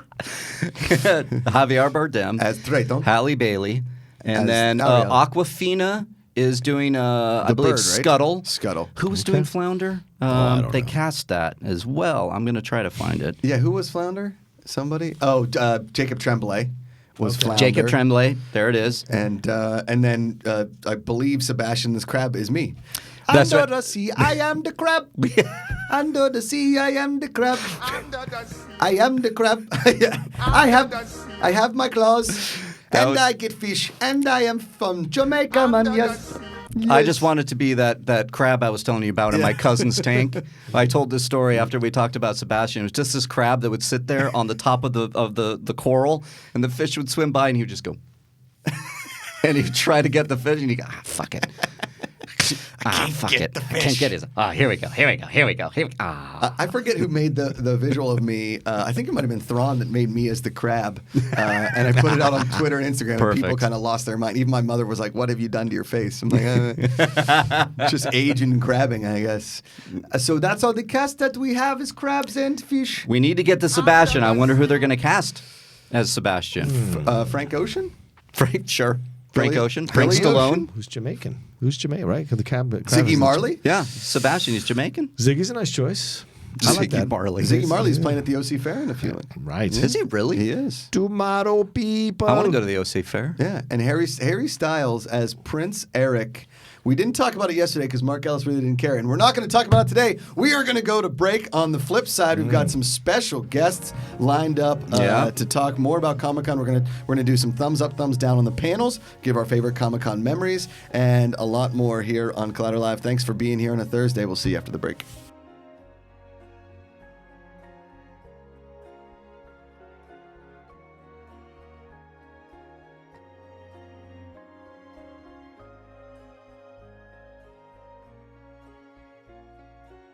Hey guys, Riley here, and let me tell you about Rule of Two. You looking for a Star Wars fix? Well, Rule of Two is that show. It drops on Collider Video's main YouTube channel, as well as on Podcast One's Jedi Council feed. So go over there, subscribe, share it with your friends. It's hosted by myself and Mark Fernandez. We talk everything in the Star Wars universe with a lot of deep dives and a lot of conversations that go all in. You know what to do. Subscribe, join us there, and rise.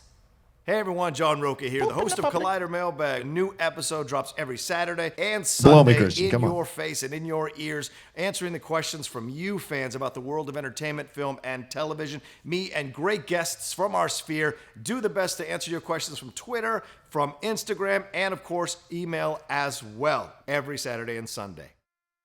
Hi, I'm Coy Jandro, host of Collider Heroes, and I'm here to tell you we've got 20-minute episodes coming at you on Collider Video, on the YouTube, as you've always loved it. Plus, now we've got hour-long podcasts dropping every Thursday, so make sure to subscribe to the podcast because it's going to get even more sweaty on the podcast. Plus, every week, we're going to try to get some very special guest interviews, all of the people that help shape these movies and TV shows you love. So, video, podcast, interviews, all coming at you. Be sure to subscribe. Thanks so much, guys. Stay sweaty.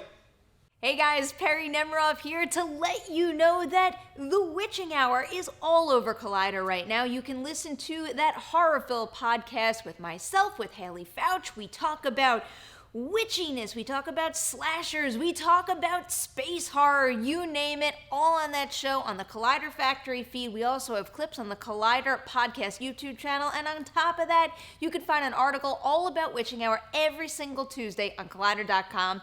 Check it out, get scared. Hopefully you survive the Witching Hour. What's up, Collider fans? Ryan Satin here from ProWrestlingSheet.com, where you can find the top stories throughout the week in the world of professional wrestling. If you're a wrestling fan like myself, then you'd be doing yourself a disservice by not checking out all the shows we do every week on YouTube.com/C/Wrestling Sheet. In particular, on Wednesdays, we've got a SmackDown recap show hosted by John Roca and myself, where we pick apart and talk about every little thing that happened on the Blue brand. So do yourself a favor and go subscribe at YouTube.com/C/Wrestling Sheet. Hey guys, Perry here to let you know about the new edition of Collider Movie Talk. We are going to 5 days a week. We have a short, sweet 20-minute show where we focus on the two biggest stories of the day. You can expect to see all of your favorite Collider personalities on the show, including Jeff Snyder, John Roca, Haley Fouch. You're getting Josh Macuga every Friday. We're going to have a blast. It's going to be informative, fun. Come join us. 3 p.m. PT live every single day of the week, right here on the Collider Video YouTube channel. You can also find the show on the Collider Movie Talk feed on our podcast network, so go listen however you prefer to get all of your movie news. Hey everyone, John Roca here, the host of Collider Sports Time. Well, you know, if you've been watching us every week, you know we break down the latest and the greatest in the world of sports, talk about the big issues, the big games, all of it with a rotating band of guests like Matt Nose, Macuga, we've had Taylor Bisciotti on, we've had so many great guests. Now, if you want to see more of Sports Time or you want to try it out for the first time, remember to subscribe to Collider Sports YouTube channel and take us along with you in your ears. You can go and subscribe to the Collider Sports podcast feed for all the sports goodness. Hey guys, it's Riley here. Let me tell you about the Riley Roundtable. You know it, right? It drops every Thursday on Collider Conversations, and I have guests from all across the space. John Roca, Gray Drake, Alexander Desplat came on at one point. We talk everything from movies, we talk about life, and everything in between. What do you want to hear? What do you want to talk about? It's the Riley Roundtable every Thursday on Collider Conversations. You get it there. Hello, how are you guys doing? I'm Christian Harloff. I'm the host of Collider Jedi. We talk about everything Star Wars, and if you want to catch our weekly show where we talk about the latest and greatest in Star Wars, it's movie news, it's canon, it's all of it. We take questions from you guys. How do you do it? Main channel, that's right here. Subscribe to this channel, and you can listen, you can watch, you can do all of it, but if you want to just listen to it, you got the podcast feed too. Stitcher, Spotify, Apple Podcasts, whatever it is, you can listen to it in your car. Do all of it. It's Star Wars. Episode 9's coming out, and then after Episode 9, you got TV shows, so we're going to be your sports center for Star Wars. Do it. Come on, be real.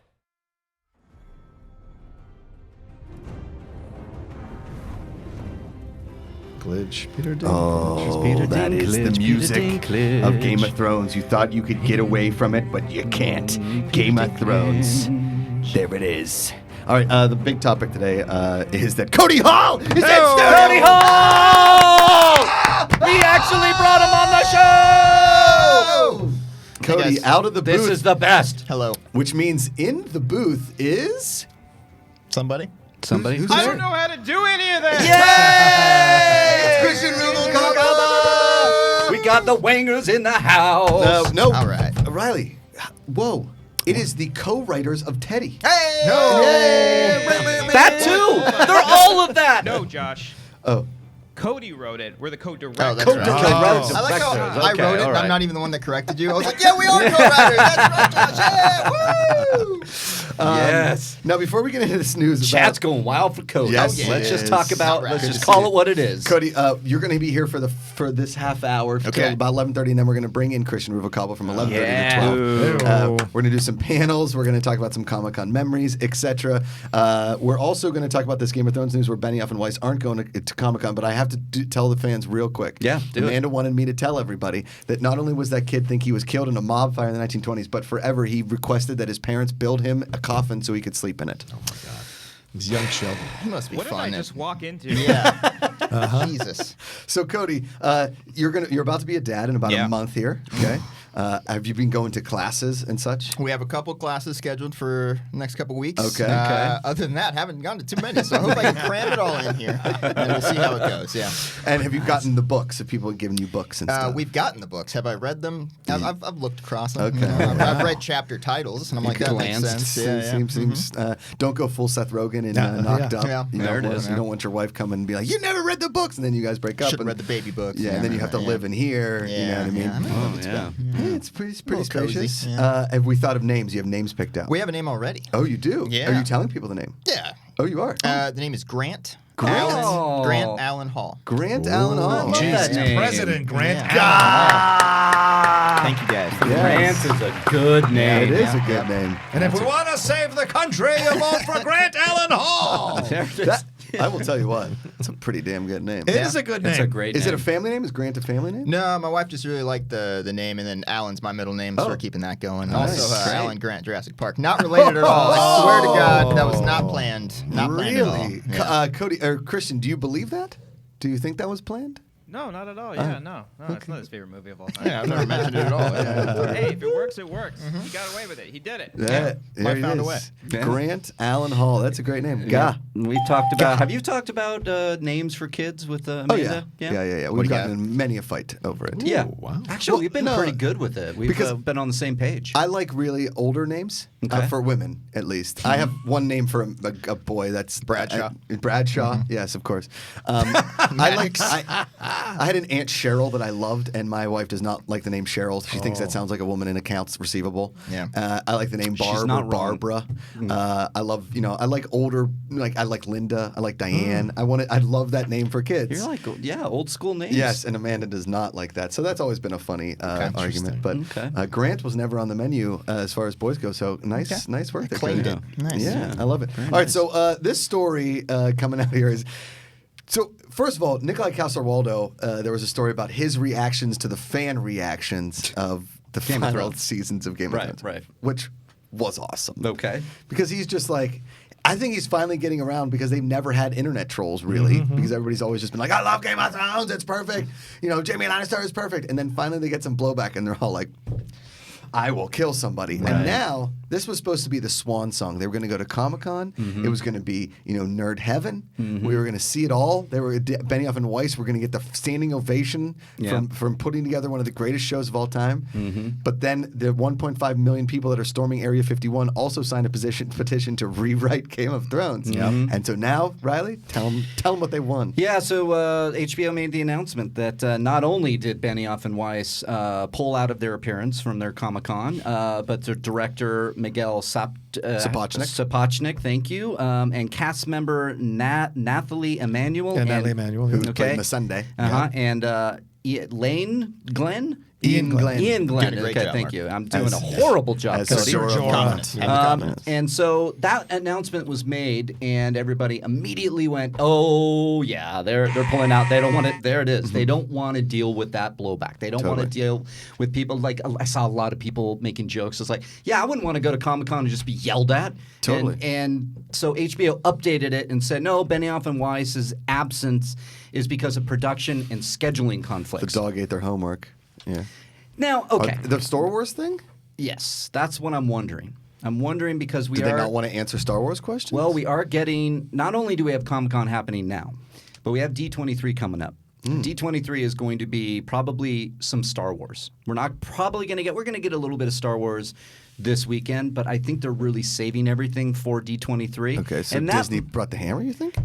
Maybe Benioff and Weiss are finally pulling the trigger. Their Game of Thrones is done, and this conflict, the scheduling and production conflict, is them putting something together of a presentation at D23 that will officially announce their trilogy of films. Maybe what it's called, maybe like they did with the Rogue One teaser, they cut something together. I don't know. I'm just putting it that way, but it's probably they don't want to deal with this. Well, That's is what I'm Natalie wondering. Emanuel shooting the new Fast and Furious right now? I don't even know. I don't know. Ian Glenn, who's Ser Jorah, he should get a standing ovation because he's the best character in the damn show. Yeah. Cody, you're a big Game of Thrones fan, correct? Never watched it That's what I thought. until this year. Oh. So it was the final season. I figured I want to be a part of the thing, all the popular stuff. The fervor. And, Come on. I had no idea what was going on, but I enjoyed it, man. I was like, this is cool. Is it like this all the time? This is But great. I don't know why everyone's bummed about this panel because the Game of Thrones panel sucks every year. at It totally Comic-Con. does. It's one of the worst ones. Yeah. So who the hell cares what's going on with There this one? isn't. Okay, so the only time. Thank you,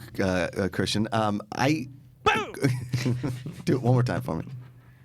Yep. Nailed it. Cody, you've got so many more. Oh, there's since the last such a time I- wide Yeah. library. Yeah. We're gonna in about 2 minutes. We're gonna have Copser, aka Christian Ruvalcaba, aka Copser. I just have so much trouble. I'm sorry, Christian. I know it's been tough.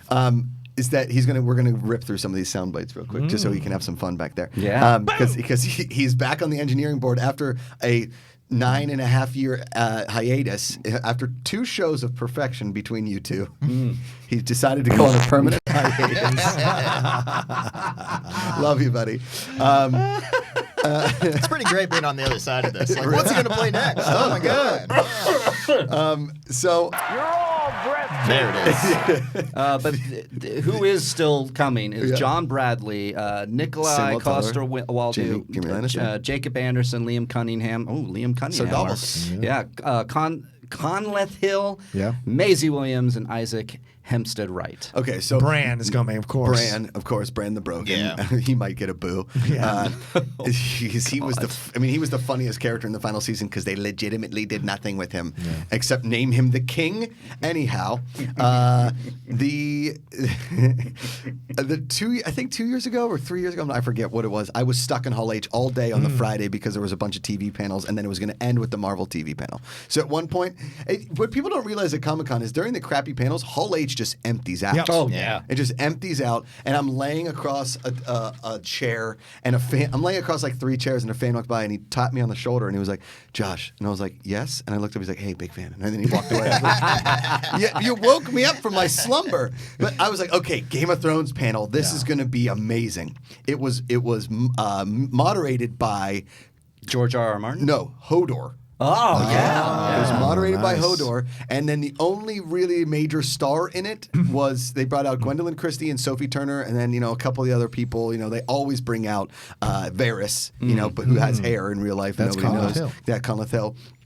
It was the most boring panel I saw that day. And I sat through the Big Bang Theory panel. Okay? That had more action than there was nothing to it. They were all just up there like hungover from partying the night before. They wanted to get the hell out of there. There was legitimately nothing to it. Nobody asked any good questions. All Hodor talked about were like, hold the door. He's like, thank you. And then he talked about being a DJ, and that was it.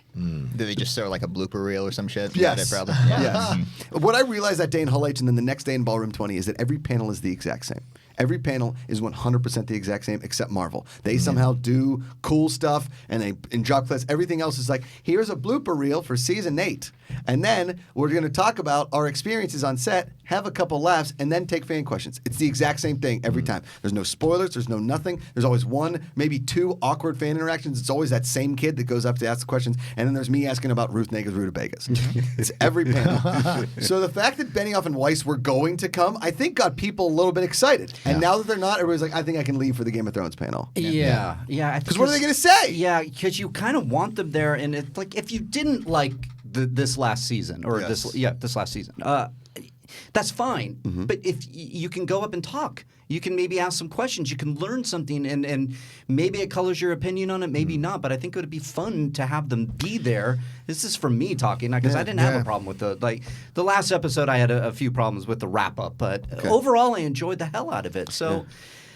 It sucks. It sucks that they're not coming, and I hope it's not because it's because of Star Wars they're not coming, and not because they just don't want to be face the music. The only way they could make this panel cool is if they gave us maybe they brought out George R. R. Martin and he gave us a little eye into what they've been shooting because they just started production on the prequel. Oh, that'd be cool. Give me a couple little green screen shots of what the prequels might be. Yeah, maybe. I mean, look, and the people they've left on the panel, the people you're not going to go and get angry at, maybe besides Bran, but like everyone else, like no one's going to mess with Maisie Williams, Sophie Turner. Are you kidding me? Colin What, the Hill? Jonas Brother, the Jonas Gang on That's you? what I'm saying. You don't want to do any of that kind of stuff. So the ones they've left on the panel, they figure are bulletproof in this way. Having Benioff and Weiss removed, and Sapochnik, who directed some of those episodes, removing them takes away the possibility that a fan's going to walk up and go, "Why did you do this to Daenerys?" and have that whole conversation. Because someone is going to say something to the person who says, "What are you going to ask?" Yes. Blah, blah, blah, and then go up and ask a completely different question and cause a reaction with the fans, and that's a big mistake. And I think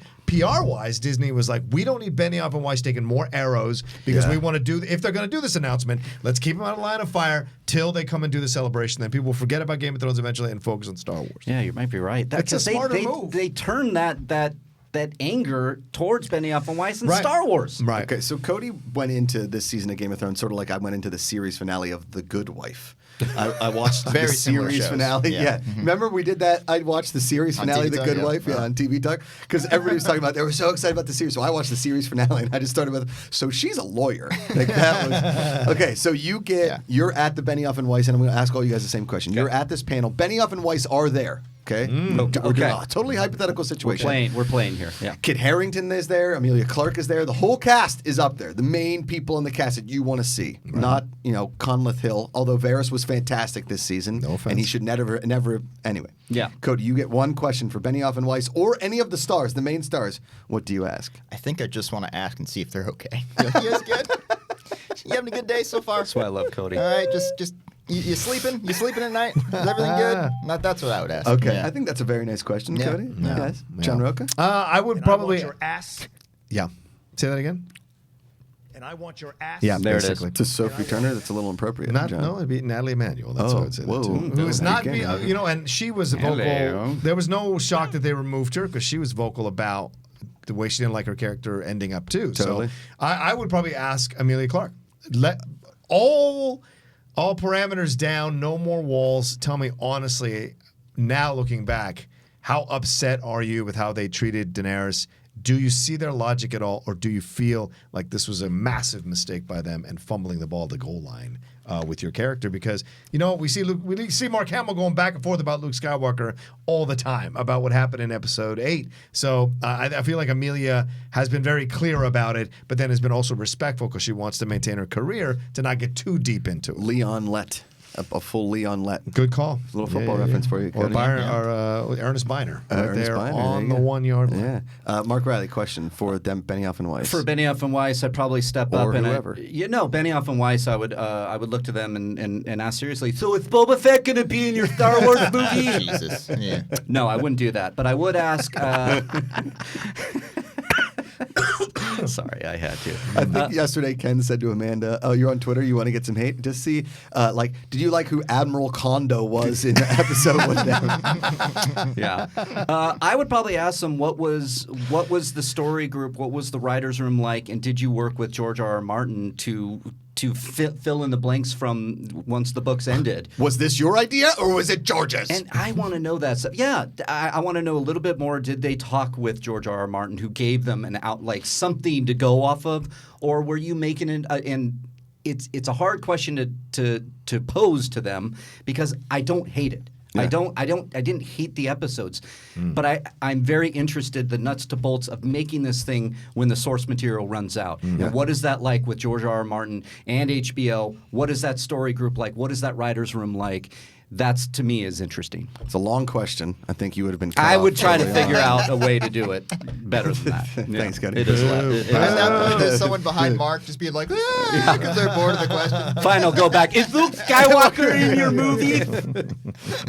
Oh man, I think the only question that I would ask Benioff and Weiss, I'd be like, "What was the favorite tweet you got?" Because they had some good ones. That's the news. Thank you, Mark Riley. Thank you you're welcome. for being a great producer on this show. I don't think you get enough thanks. Oh, thanks, Cody, we got you here for about 10 more minutes. Thank you, Christian. About 10 more minutes. Maybe less. Just go with it. Just go with it. Hey, can we get a quick update on Alex's paper cutting duty back there? Alex, how's the paper cutting duty go? I still got about 200 more to go. Okay, Baby. there you go. Wow. Alex, for those that are wondering what's happening, Alex is back there paper cutting Schmodown flyers in half because they were printed on full, so he's got to get the perfect line and then cut them in half. Got a lot of them. There's a lot of them, a lot of paper. and I'm being tasked with taking them down to San Diego today. So Alex sent me this really lovely text message. Hey, bud, what time you leaving tomorrow? And I thought, oh, you wanted to ride. Happy to ride with Alex. Love Alex. Sure. Great dude. That's Probably great. talk a lot about music. Maybe Sing listen a to little some, bit, sing yeah. a little bit. Yeah. Maybe write our new song that we're working do on. that. Sure. That we've been talking about. But no, he said, I have flyers for you. Cool, Alex. Way to really get my hopes up and then smash them. It's like going to In-N-Out and telling me they've run out of hamburgers. I feel like Alex would be a great road trip guy. Totally. Because Alex also would be cool with the uncomfortable silences that go on road trips. He's just totally chill. Introduces some great podcasts. Like, have you heard this one? Oh, this is great. Yeah. And it wouldn't be awkward. No. Yeah. He would, because I don't know enough about music today. Yeah, And I would yeah. like to learn more about music. When we were emceeing that 2 Chainz Quavo thing, I just started listening to Quavo and 2 Chainz. I don't know. I don't really know a lot of their music because they don't play yacht rock classics from the late 70s and early 80s, Cody. Yeah. All right, Cody, your son comes out, first onesie you put on him. Is it Blink-182? I don't have a Blink onesie. I do have a Wanger Show onesie, Oh, though. yeah, you Courtesy do. of the guy in the booth. Oh! Nice birthday present there. Baby present. Birthday present? It'll Nice be his baby birthday. present. Yeah, that makes sense. It was my birthday, and I gave it to I would imagine there's got to be a Blink-182. Oh, yeah. And a Jurassic Park one. Yeah, I already have a bunch of dinosaur ones already. Oh, good. A bunch of Batmans, Spider-Man, stuff like that. It's cool. Yeah. I got my little nephew the Michael Keaton Batman shirt that you wear all the time, and I didn't really put it together until literally I bought it. That it's Steeler colors too. So that Batman is a Steeler logo, and they put a guy from Pittsburgh as that Batman. Nice. It just makes total sense. It's coming full circle. Hit a soundbite for me, Christian. Fuck! That's good. That's good. I like that one. I kind of want to clip that one out. Yeah. That's a good clip out. That's a good clip out. All right. Let's play a little quick game real quick. Cody, favorite Comic-Con memory you've had since we started maybe going to Comic-Cons together, perhaps? And then I'll ask Christian when he comes in at 11:30. Okay, I'll probably think of another one as you guys are going. You can do a couple. Let me think here. There's a lot of really drunk walks along the Gaslamp District where I remember just laughing hysterically. That's a lot of fun. Hold on, get back. Okay, I'll go back. come back around. Let him sit on it. I put him on the spot. I know that's a tough I'm look. not supposed to be in here, John. Oh my God. What's it like engineering this show on a daily basis? fun, Do man. you look forward to it, honestly? Yeah. You do? Yeah. Okay. I like playing my little sounds, man. I like making people laugh. Yes, like that's that one. that's a good one. And you Never have let some you down. good comedy elements in there where you just jump in with a zinger or something. right. It's like, Christian asks you a question, we'll ask you a question. It's like, nah, not so much. Or whatever you say. It's always fun. We need to record what's going on in there, and post that later because me and Alex do have a completely other show going on. I know you do, We're talking and the I love entire it. time and like we did something today. We're just laughing for like I don't know a minute straight. That's cool. All right, first of all, I think it's an easy sell. Is we put a GoPro in in the sound booth that gets everything, okay? And then we just release that video with the audio from this show, and people can have an alternate screen experience. I think that's pretty. Yeah. We could do that. The commentary under the show. Yeah, That's brilliant. I've been That'd be gifted fun. like 3 GoPros that have never been opened, and I think I've sold them all. So the fact that I can maybe get gifted another GoPro and give them to somebody, and all these camera people like Cubster's probably in there going, why did you give them all? Because you guys probably could use a GoPro, all your short films that you guys are doing. Yeah, we got What's we got a few. do that. What do you shoot Get the the Wangers GoPro on? cam. What do you shoot the Wangers on? What camera do you use? Christian?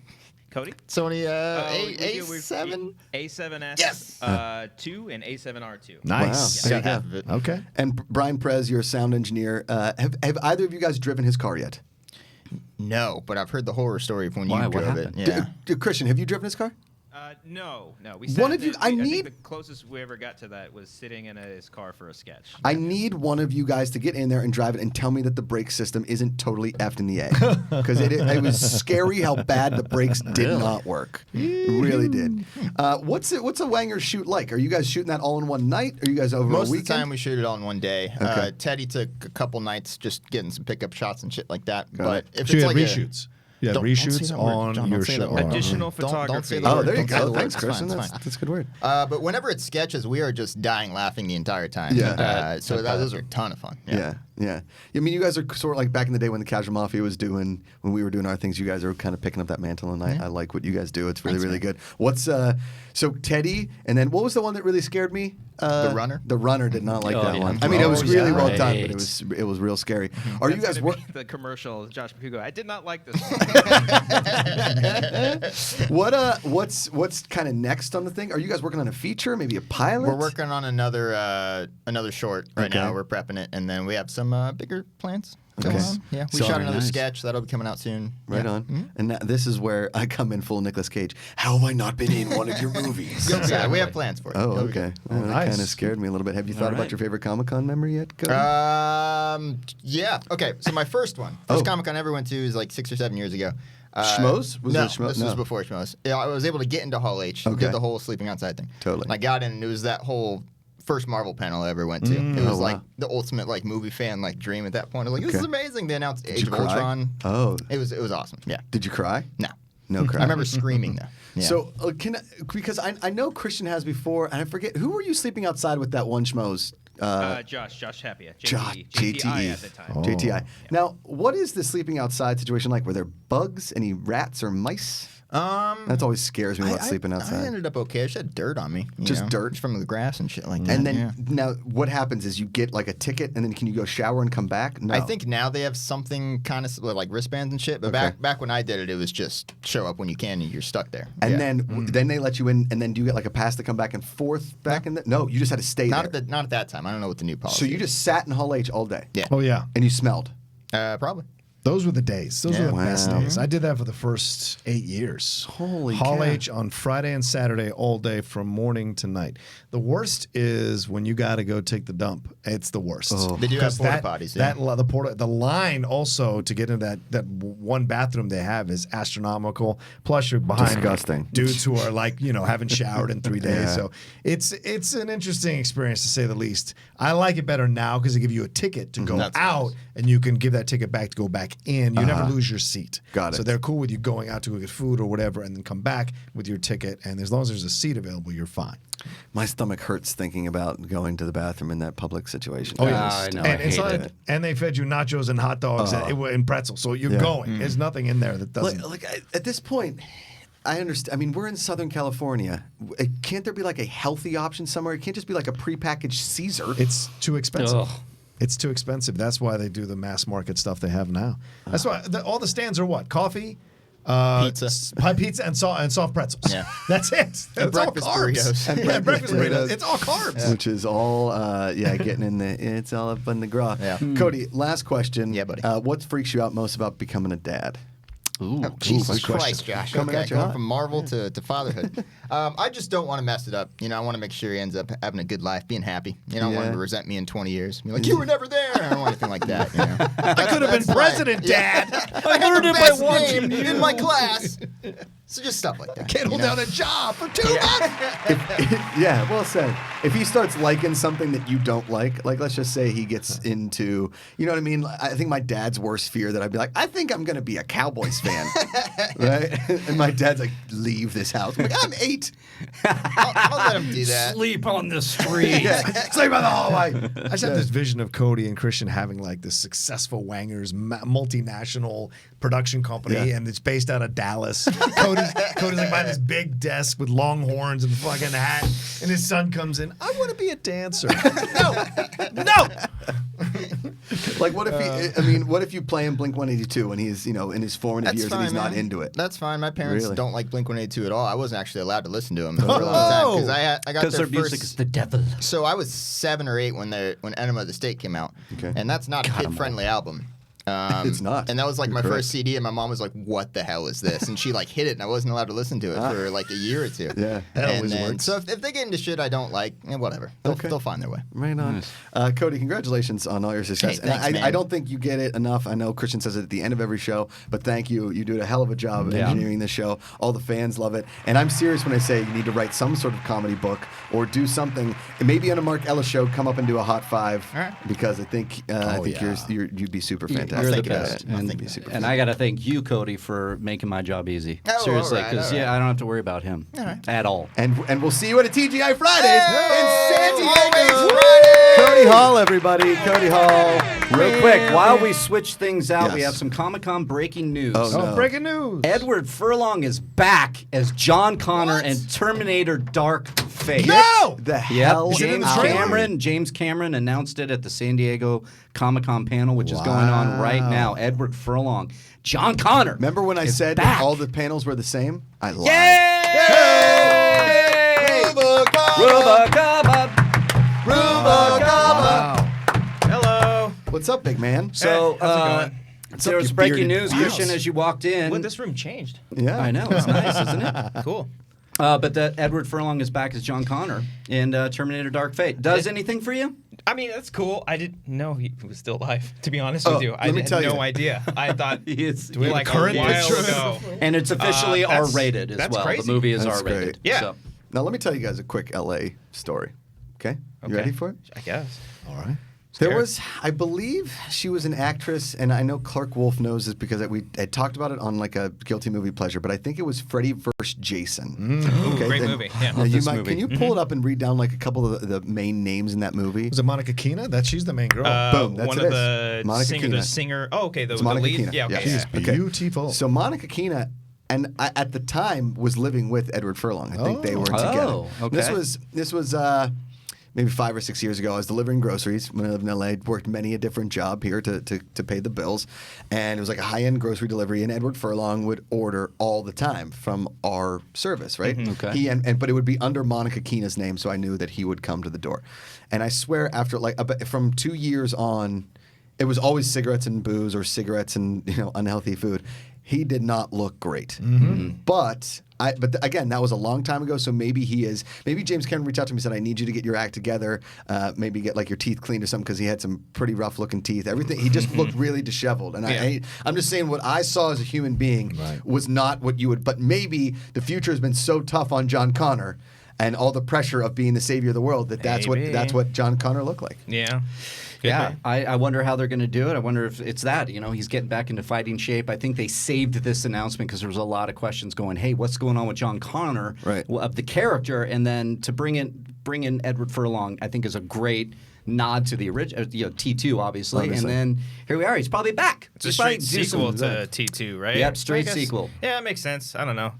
I know he battled addiction. I know that. Yeah. Yeah. Well, it's tough when you get thrown into Hollywood like that. And I mean, he was actually discovered at a like a boys club, and they looked and said, he could look like Linda Hamilton's son, and never acted a day in his life. Way. Yeah, that's insane. So somebody that's not trying to be in Hollywood is not prepped for Hollywood. And then, I mean, listen.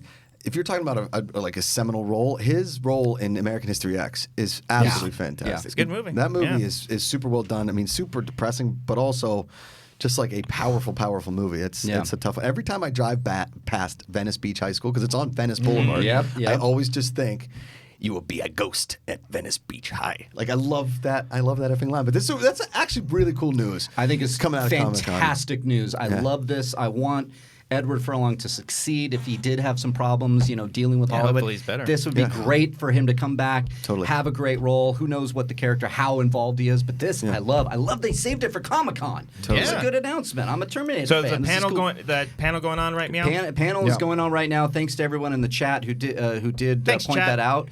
And I know they did release. chat. They did release early the Jay and Silent Bob reboot trailer. We obviously can't watch it right now, Snoochie but boochies. it's out there.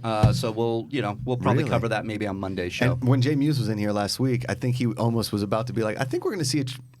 Yeah, exactly. And then he stopped himself. Is Cockknocker coming back? That's what I want to know. Right, Cockknocker. I That's don't my know. favorite. I don't know. I It's was a thing from the movie. It's fine. Yes, you can say it's that, fine, right? I everybody. can say cock. Is that cool? Yes. I have one. Anyway, Hashtag that's the show. That's the show. There it is. Okay. Now, Christian, your Yes. favorite Comic-Con memories. Ooh. Do you have any? Now, I have a favorite one of you. Ooh, this My should be first good. ever Comic-Con. Oh, yeah. First Yeah. ever.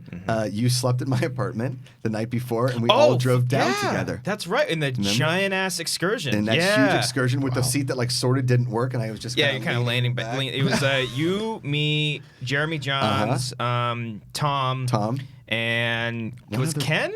I don't know if it was Ken or not. I don't think it was Ken. I think your buddy Miguel was down there. I remember. We met him later. Yeah. But yeah, we all kind of caravanned. I still down there. in my phone. I still have a guy in my phone that says Miguel Cobster is his name because I didn't know his last name. Yeah. But that was my favorite memory with you, and then the ride back of how miserable all of us were. I hated every single second of that. Oh my That god! drive back on Sunday was the worst. Yeah, there's some things that I don't want to say about that trip. No, I know. But I know. all is fine now. That was such a long time ago. Yeah. It was a rough experience. It was because that was the first Comic-Con. And you had to sleep outside. I had to sleep outside. Yeah, and that was like that's just now a fun memory now. Like I hated it at the time, but me and Josh joke about it all the time. Totally. Eating ants on the side of the floor while you guys are all out partying. We're not bitter about it at all. Wow. Not whatsoever. They made you guys sleep outside? Not made, but I was an intern, so I was like, Right. I'll do whatever I can. Okay. Whatever I can. All right. But Hello. no, and so that's just what we were like doing at the time. right, so right. yeah, Okay. and then the next year we were just in Hall H. Yeah. So yeah, And cool. you just and then you've kind of like gone back and forth because you were running a lot of production last year for Collider or 2 years ago. for Collider. Yeah. So it was always like Schmoes, and then eventually became half Schmoes, half Collider, and then last year it was just me and Joey were down there. That and was just then, you guys. little baby Joey, and then now they have their crew out there. Now this year I'm just going out there for Schmodown. Yeah. So it's nice actually. We're covering stuff here if anything like crazy breaks, but. To not be out there and doing all the crazy work is like, it's a nice little weight off my shoulder for once. Totally. Yeah. So you have a fond memory?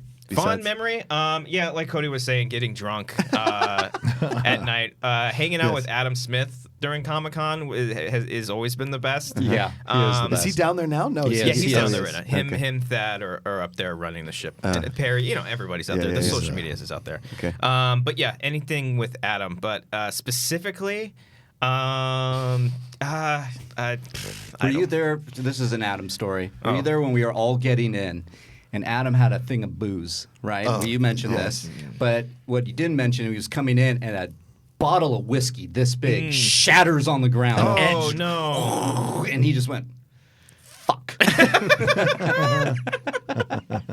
It was just a God moment. damn it. Yeah. Just a moment. I was, oh. He's well, the best. That's, That's what he drinks. I miss him. Yeah. Oh yeah. No beer for him. Great stuff. But last year I got to meet Kevin Williamson, which was really awesome. Yeah, That's huge. That was really fucking cool. Vampire Diaries? Screenwriter of Scream and Yeah. I know Faculty. him. Howl. Wait, Kevin Williams on Vampire Diaries, right? Yes. Yeah.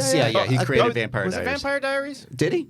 Was it Vampire think it- Diaries? Cody? I don't know. That's me sleeping on the floor. Oh. Yeah. That's in Ken's apartment though. That was a different time. That was Maria Menounos' That was a way birthday different party. time. I was a little crazy back in the day. Yeah, we got after it that day. Kevin Williamson, I know because all my friends were on that show. I've been to his house. I didn't know he wrote Scream. Sorry. God damn it, Josh. He also wrote Halloween H2O. He did, which is underrated. H2O. Very underrated. Is that the Busta Rhymes one? No, that's Halloween Resurrection with Katie Sackhoff. Okay. Yeah. Oh, she's in there. Trick or treat. My bad. So he Motherfucker. wrote Scream and Scream 2. Well, no, I mean, no wonder he's He got wrote such a all the big Screams house. except for Scream 3. Oh, Yeah, got it. yeah. Got it. Okay. Oh, he did Scream 4. curse. Producer, That's right. producer, Yeah, he producer. produced on it. Yeah. Mhm. Yeah. Cursed, not Howl. I mean, look, Dawson's Creek. Creek. Yeah. Right. So he's pretty big. Yeah, Yeah. Dawson's see Creek is Vampire where I Diaries. There first you go. knew him, and then Scream. Right, Secret that's right. It Circle. was. Did you do Dawson's Creek first, or was it I feel like Scream he did. first? I thought he did Dawson's Creek first. 98. It was around the same. Scream came out in 97. And Kevin Or 96. Excuse me. 96. Yeah. Yeah. And Kevin Williamson. Yeah, when he did come into Scream Clutter? first. You're right. And he came That into was like Clutter? his big thing. No, he came to our suite. Yeah, Nice. and Frosty was interviewing for that recent show. It's like one of those fairy tale type of Oh, shows, yeah, but yeah. like in modern world, I think. Okay. Yeah, I think that was like his Time next After big Time. project. Time Oh, after time. Time after yeah. time? Was there? Tell me a story. Oh, tell me a story. Was Oh that no, what it there was? is time after time. Yeah, You're good. Time You're After good. Time Yeah. on ABC. There you go. So that was a lot of fun. That was cool meeting him. Right Any on. chance to meet like a Scream person? Uh-huh. Yes, I'm all there. Nice. Well, we had Matthew Lillard in here. Yeah. I'd love to get Nev. I mean, what is Nev Campbell doing? She did House of Cards, and she was great in it. She was was really in great in House of Cards. She's Yeah, a skyscraper. with the rock. Skyscraper, That's yeah. right. I With the did Rock. see Skyscraper. Such an unusual It's cast. the one with the building. Yes. So are you asking for another Scream and bring No. back? Yeah. No. Do you and want No. one? Mm-mm. Nope. Wes Craven has passed. Do not do another one. I agree. They're gonna do one, and I'm probably gonna Yeah. see it. They Well, had the Scream that's- TV series, and it's not doing too well. well, they revamped the most recent one. I haven't Yeah. seen it. I don't even think it's on HBO. I mean, excuse me, MTV, because the first two I think seasons. they moved were it to VH1 now. Yes, right? I think so. Scream Queens? No, No, the Scream. original like Scream a show. Oh, yeah, and they actually brought back Ghostface and the guy who did the voice for Ghostface for this third season. First two seasons was just kind of its own iteration, which was, the first season was actually really good. Interesting. But I don't know, like unless Kevin Williamson is involved, it's kind of hard because that was all Wes Craven for those four movies, and Yeah. I love all those movies. I do too. But I don't know, it's tough. It's like, what do you do? What's know, the best Wes Craven movie? The best? I mean, Nightmare on Elm Street. Okay. Should we make out? Yeah, let's do it. Let's do it. But it is no, the best. that's really great. New Nightmare is really underrated. Love New Nightmare. New Nightmare is great. I do love the Hills Have Eyes. His version. I like the know- remake better. I do like the remake Yeah, better, yeah. but there's something about the original. It's just raw. and gritty. It's bad. Yeah. Mhm. People All Under these the movies Stairs. I've never heard. I never did see that one. That's Yeah, a I good know. one. It's a Mhm. good 80s one. I was always scared of the understairs parts of the houses that I lived in Yeah. growing up, and so I don't ever want to see And it. Music of the Heart with Okay. Meryl Streep. Mm-hmm. All right, Cody, let's pull up some of these panels over the next couple days. We're just going to give a quick thumbs up, thumbs down. Do you want to go? Let's do Hall H first. Okay, And then I'm we'll going to do go some- there. Why don't we do Hall A first? Hall A? Is there a Hall A? I don't know. There's an A, B, C, D, E, F, G. I wouldn't- The A, B, C. All right, well, the first Hall H one we got that's going on now, Terminator Dark Fate. That's a thumbs up because we just got Thumbs it up, Furlong. yep, thumbs Okay. up for me. Okay. Batman Beyond, down.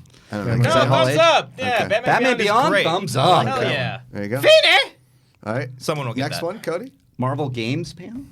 No, that's a thumbs up because my buddy Greg Miller's hosting it. He's All right, moderating I'll it. give it a thumbs up. Yeah. Thumbs Okay. up. That trailer. All right. Next. Yeah, it'll be fine. It's one Cody? trailer. Agents of S.H.I.E.L.D. I haven't watched it in a long time. I would imagine it's just like every other Agents of S.H.I.E.L.D. panel. But the Agents of S.H.I.E.L.D., here, I'll give my spoiler alert away. My favorite Comic-Con memory all time is I get to do the press line for Marvel's Agents of S.H.I.E.L.D. Oh. They came in hammered. Yeah. After like their Nice. panel, Nice. they were drunk, and Natasha Henstridge kissed me on the lips. Oh, You're a married awesome. man. I'm not at that point. I Oh, wasn't. then it's cool. Hey. Okay. All right. Yes. His Dark Materials. Why panel? not? Why Yes, not? that's a thumbs up for yeah, me. possibly. James McAvoy. Yeah. Yeah. No. HBO series. What's her name? For Daphne King. There you go. Yeah. Lin-Manuel It's based Miranda. off of that the Golden Compass Yeah. books. Yeah. I don't. Same here, but I love James McAvoy on HBO. Yeah, Yeah. you love And James what's her face from Luther? Ruth. Oh. Ruth something. Ruth Wilson. Ruth Bruce Wilson. Wilson There you and go. the affair. All right, next, Yes. Cody, what do we got? Writing Avengers Endgame. I don't know. Put it here. I put the Just big thumbs kidding, up because for me. it's Frosty doing Oh, his that's panel. that's No, that. that's the Just writers. kidding. That's the writers. Different. I'm doing thumbs up. Oh, yeah, why not? I would love to write a blockbuster That's like the that. one. How do you do it? A conversation with Ruth. Conversation. All thumbs up, Yes. Frosty. Thumbs up. Congratulations. Go That's to gonna be- it. That's going to be a great one. It's gonna be great. Okay. Next, Fear the Walking Dead. That's a no for me, dog. It's a down Okay. vote for me. Sorry, Okay. guys. I got Sorry. so much Twitter. Oh, Rick and Morty. and Morty. Thumbs up. Thumbs That's up. the Indigo Ballroom. Oh, that's by the Indigo. Way. They're never in Hall Still H. gets a thumbs up. Thumbs up. All right, go ahead. What's next? The Walking Dead. I'm telling you, the greatest resurrection in television history. Thumbs up. Wow. All right. Way up. See, when you say that, I got to get back into it now. I'm telling you, this last season was awesome. The time jump was awesome. What? Oh, they did a time jump. Time jump. Oh. Yep, it's incredible. Okay. Next, Cody, The Witcher. Yeah. You guys are all. Yeah. Henry Cavill. Henry Cavill. I'm okay. Yeah, here. I like Yeah. Henry Cavill. Yeah. I do too. His hair looks cool. Give him a mustache. All right, what do we got? Oh, dude, that'd be dope. The Boys. Dude, The Boys. I can't say anything. I know. But tonight at 11:30, our review of the first 2 episodes drops. Myself, Dad, and Roxy review just the first 2 episodes. No spoilers. There will be a spoiler review some point next week, probably Wednesday because I'm out of town Monday, Tuesday. The Boys. I know. Okay. Lion King? Yes. Next. What do you got? The Dark Crystal. That's a no for me, dog. Yeah, That's I'm a thumbs up for me. Yeah, Riley You loves guys should go this. see it though. You know, Yes. Jim Henson. Check it out. Carnival Row. I'm very interested in this show, but I'm just also going to give. This is Ballroom 20, but I'm going to give this a thumbs up because I'm very interested in this show. Yeah, Christian mentioned it because the script was going around Christian Harloff, years not me. ago. Christian Harloff Yes. mentioned this because the Not script you. was going around, and I read that script, and it is phenomenal. So it's taken 15 years almost, 10 years at least to get to this moment. So I'm interested in that. Okay. Thumbs up for me. I'm going to keep it down. Game of Thrones Q&A. We've already said thumbs down Yeah, because thumbs Benioff down. and Weiss Yeah. are out. I'll do it. Why not? Okay. I'll be the other guy. Preacher, unless I No. can get in my Ruth Negas Rutabagas, I'm so shocked they keep getting a Hall H panel for Preacher. That show nobody watches Preacher. Yeah, I want that's to watch crazy. it though. I hear good It keeps things. coming back. So I somebody liked, must I watch. liked the first few episodes, and then I fell off, and so that means I obviously didn't like it that much. I couldn't get involved. Well, it didn't work in my Yeah, headspace. you're preaching to the choir. Oh, bang! Hey! I don't have many. Don't have many. All right, next. Batwoman. No, I'm good. The CW shows don't do it for me. Star Trek. No. Picard. Star no. Trek, yes. I would check out Picard. Nah, I'm I good. love Unless Picard. he brings the cute dog. I'm out. Yeah. What do you got? NBC's The Good Place. Great show. That's going to be the last season. They just got nominated for some Emmys. Give it to them. Okay. Yeah. That's good. I don't know next, anything, so Westworld 3. Hard no. Okay. Yeah, I don't watch Westworld. Don't trust the robots.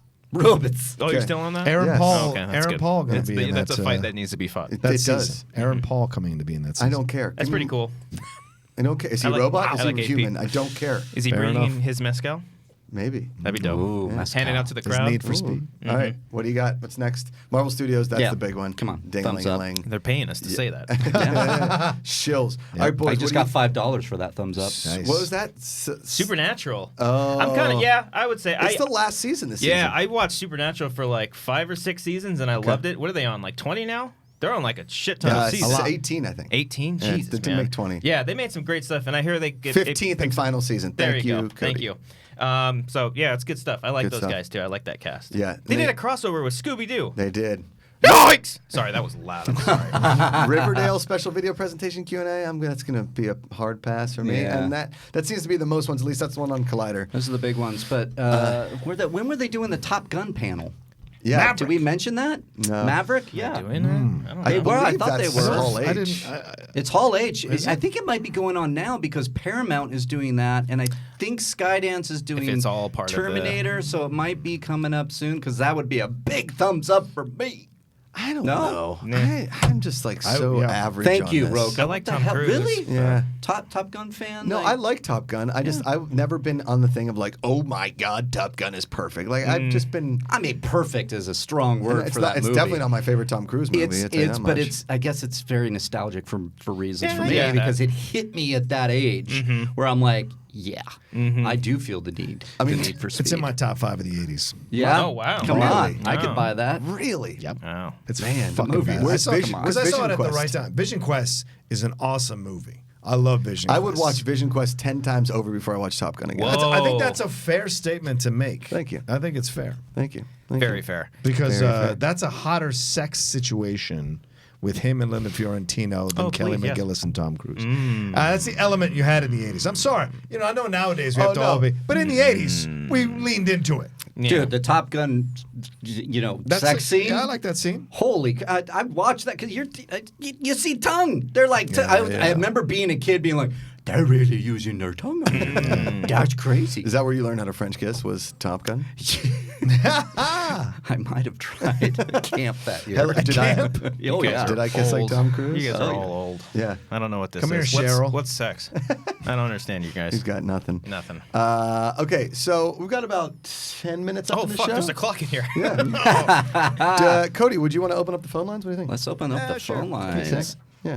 I like this. Favorite Comic-Con memory, Riley, go. That's a hard one. I think there was a night, and we all ended up together. We were trying to figure out, it was like the last night, and we were wandering around. I remember the Doritos cheese nachos from 7-Eleven, and you dropping them, and it was just all of us at one point, and that was a fun memory for me. We had a dinner togetherness before of the crew. Yeah, the togetherness of the crew finally getting together. It was over. Probably 3 or 4 years ago. It might have been. Actually, it might have been 5 years ago. There was like a party that we had, like the Geek Nation Schmoes Know one. Yeah, that one was really cool. It was on a rooftop. Yeah, that's right. That one was I think really it was fun. I think it was the same night. Could have been. Yeah. And we all ended up walking. I just remember walking through the streets with everybody, and it was like everything was over. And we got some food. We hit some bars, and it wasn't like crazy party get in. It was like, we're going to this bar and we're toasting and having fun, and that was my favorite. Right on. Yeah. John Roca, you got a favorite? Oh, yeah. Getting to tell William Shatner that I've always been a massive fan of his Kirk, and that he reminded me so much of my father. And him responding, nice. like he actually said something, and then he was like, "Oh, I appreciate this, very kind." And then then I asked him, "Why does Kirk endure after all these years and the changes in the pop culture and the mainstream and how we view male-female relations? Why does Kirk still endure?" And he went on this like 5-minute answer about how everything is going to end and the world's going to fall apart and Jesus nuclear Christ. war, all this kind of shit. Oh my and God. the only thing that'll be left standing is James Tiberius Kirk. And I was like, that's really pretty. nice. Wow, that's cool. And you didn't ask him about Miscongeniality? I did not. Good What's his call. favorite day? Fucking love that movie. Good call. That's awesome. That's really cool. All right, all right, stop yelling at me. Jesus. All right. Is that, what is Okay. it? What is happening? I hear it. What the It's fuck Christian. is happening? It's Harlow. Oh, my God. Hello, you're on Collider Live. This is Josh Macuga. Who are you? Okay. Who are you and why? Who are you? Why are you calling, and where are you from? Damn it, Josh, this is live TV. Anyway, so this is Travis from Florida. I've been calling a few times. Yep, hell yeah. What's up, Travis? So I figured with Comic-Con around the corner, I got a couple ideas. Or happening. More casting ideas instead of overall pitch ideas. Okay. I want to throw it to you guys, see what All you right. guys think. What do you got? And Riley, I think you'll get a kick out of these. These are both for a potential Superman sequel. Oh, okay. Oh my God, he is hard. Okay, so if we wanted to go more of a Superman versus the Elite, what would you guys think of Idris Elba as Manchester Black, or on the complete other end of the spectrum for Superman, a Mr. Mixed Spitlick played by Wallace Shawn? Ooh. Riley, I'll let you take this one. Yeah, Wallace Shawn's a great call for that. How do you pronounce his name? I always look at it. Mixoplick. Yeah, I think backwards Slippleskim. That's right. Thanks for the call, Travis. Nice, Appreciate you calling. Those are in. some good casting Great choices. call. Yeah. I just That don't would think be they're going there SSM. because where the hell is our Man of Steel sequel? Right. Idris Elba for everything. Yeah, Yeah. give him everything. Yeah. Honestly. All the things. And he's already joining the DC universe now in Suicide Squad. So What's this guy's name? Manchester United? What's his name? Manchester Steel? I don't know. Manchester Black. Manchester Black. Got it. He's a British villain. Oh, is he now? Perfect. Is he now? From Manchester. Fancy a drink? Yes, it's rubbish. I'm sending a text. Mark, it's rubbish. I'm This is sending a Christian, text and to I Roxy respect now. your country. There you go. He's always towing the line, that Christian is. All right, Cody, we have another caller. All right, take it easy. Welcome to Collider Live. Who we got? This is John from Portland, Oregon. John from Portland, Ooh, Stumptown. What's up, John? Are you calling from a windmill?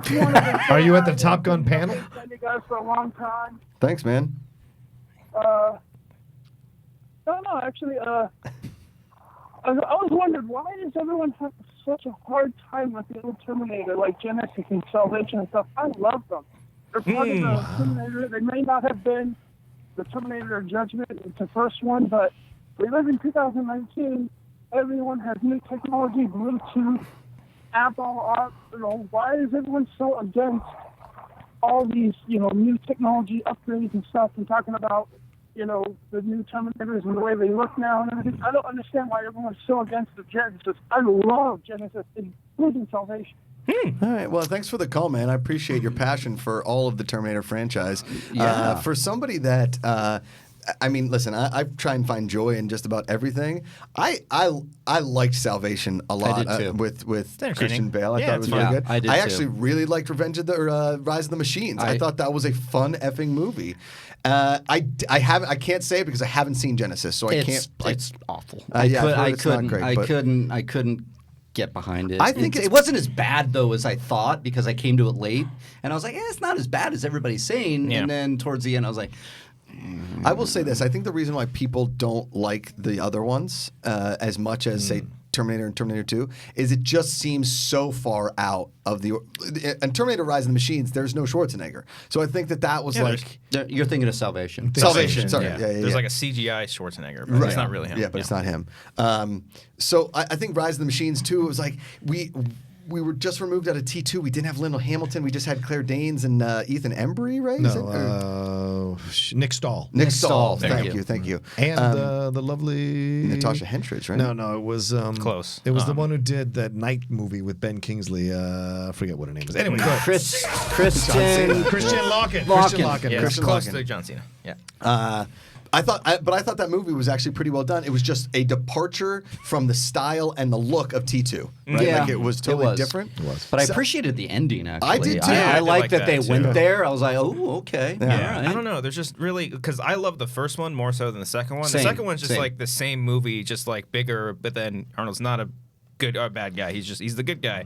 There's not a whole lot you can do because it seems like they just revert back to Judgment Day. Everything Right. just keeps coming, and so it's like inevitable. And when it's inevitable, it's like and you can't beat it. Then what's the point? But That's a good point. that's why I think Salvation was more interesting because they showed it actually what that world would be What that like. world- yeah. But I was more interested in the world building and not really seeing it with that first movie and having that instead. But Right. that's the movie business. That's why I'm fascinated about what's his face coming back Furlong because as Josh was saying, like the guy he's had some rough years. Yeah. So maybe John Connor isn't what they thought he was going to be, and he's playing that as the role. It's like- and so other people are going to step in and be the saviors of the future and not him. But that was also Rise of the Machines too. Right. Like he John Connor wasn't because they stopped it. He became someone completely different. Exactly. So does that mean he's still going to be the action war hero? Right. And he doesn't want that. Right. It's sort of like the beginning of Bill and Ted's Bogus Journey. You thought that the Wild Stallions is going to be the one to save the world, and then you know what I mean? Yeah. Wow. Yeah. Never seen him. And then you get that Kiss song. We don't know yet. Yeah. They're 3, they may still save the world. That's in true. 3. Well, they sort of saved the world in 2 at the end of Bogus Journey because they play that Spoilers. that great Kiss song. You know that Kiss song I'm talking about. It's an amazing song. Let's do like 2 more calls. What do you think, Cody? Yeah. All right. Cool. All right. Listen, I hear you. I swear to Christ. All right. Welcome to Collider Live. This is Josh. You're with the crew. Who do we got? Hey, this is Josh from Atlanta. How's it going? Josh. All right. What's up, man? How's the temperature down there? You guys sweating it First out? of all, Macuga, What's we up? need a Wildberries comeback tour. What's up? Dude, you are 100% right. The Wildberries need to take the Schmodown back. We need to bring the entertainment back. It's not about answering questions. It's about making people laugh. Sorry. It's gonna be It okay. is. It's gonna be okay. Absolutely. And Also, answering questions. Roca, I Riley, don't know. Yeah. My chopped liver. Oh. Founding Fathers, Oh, yeah. Russian match.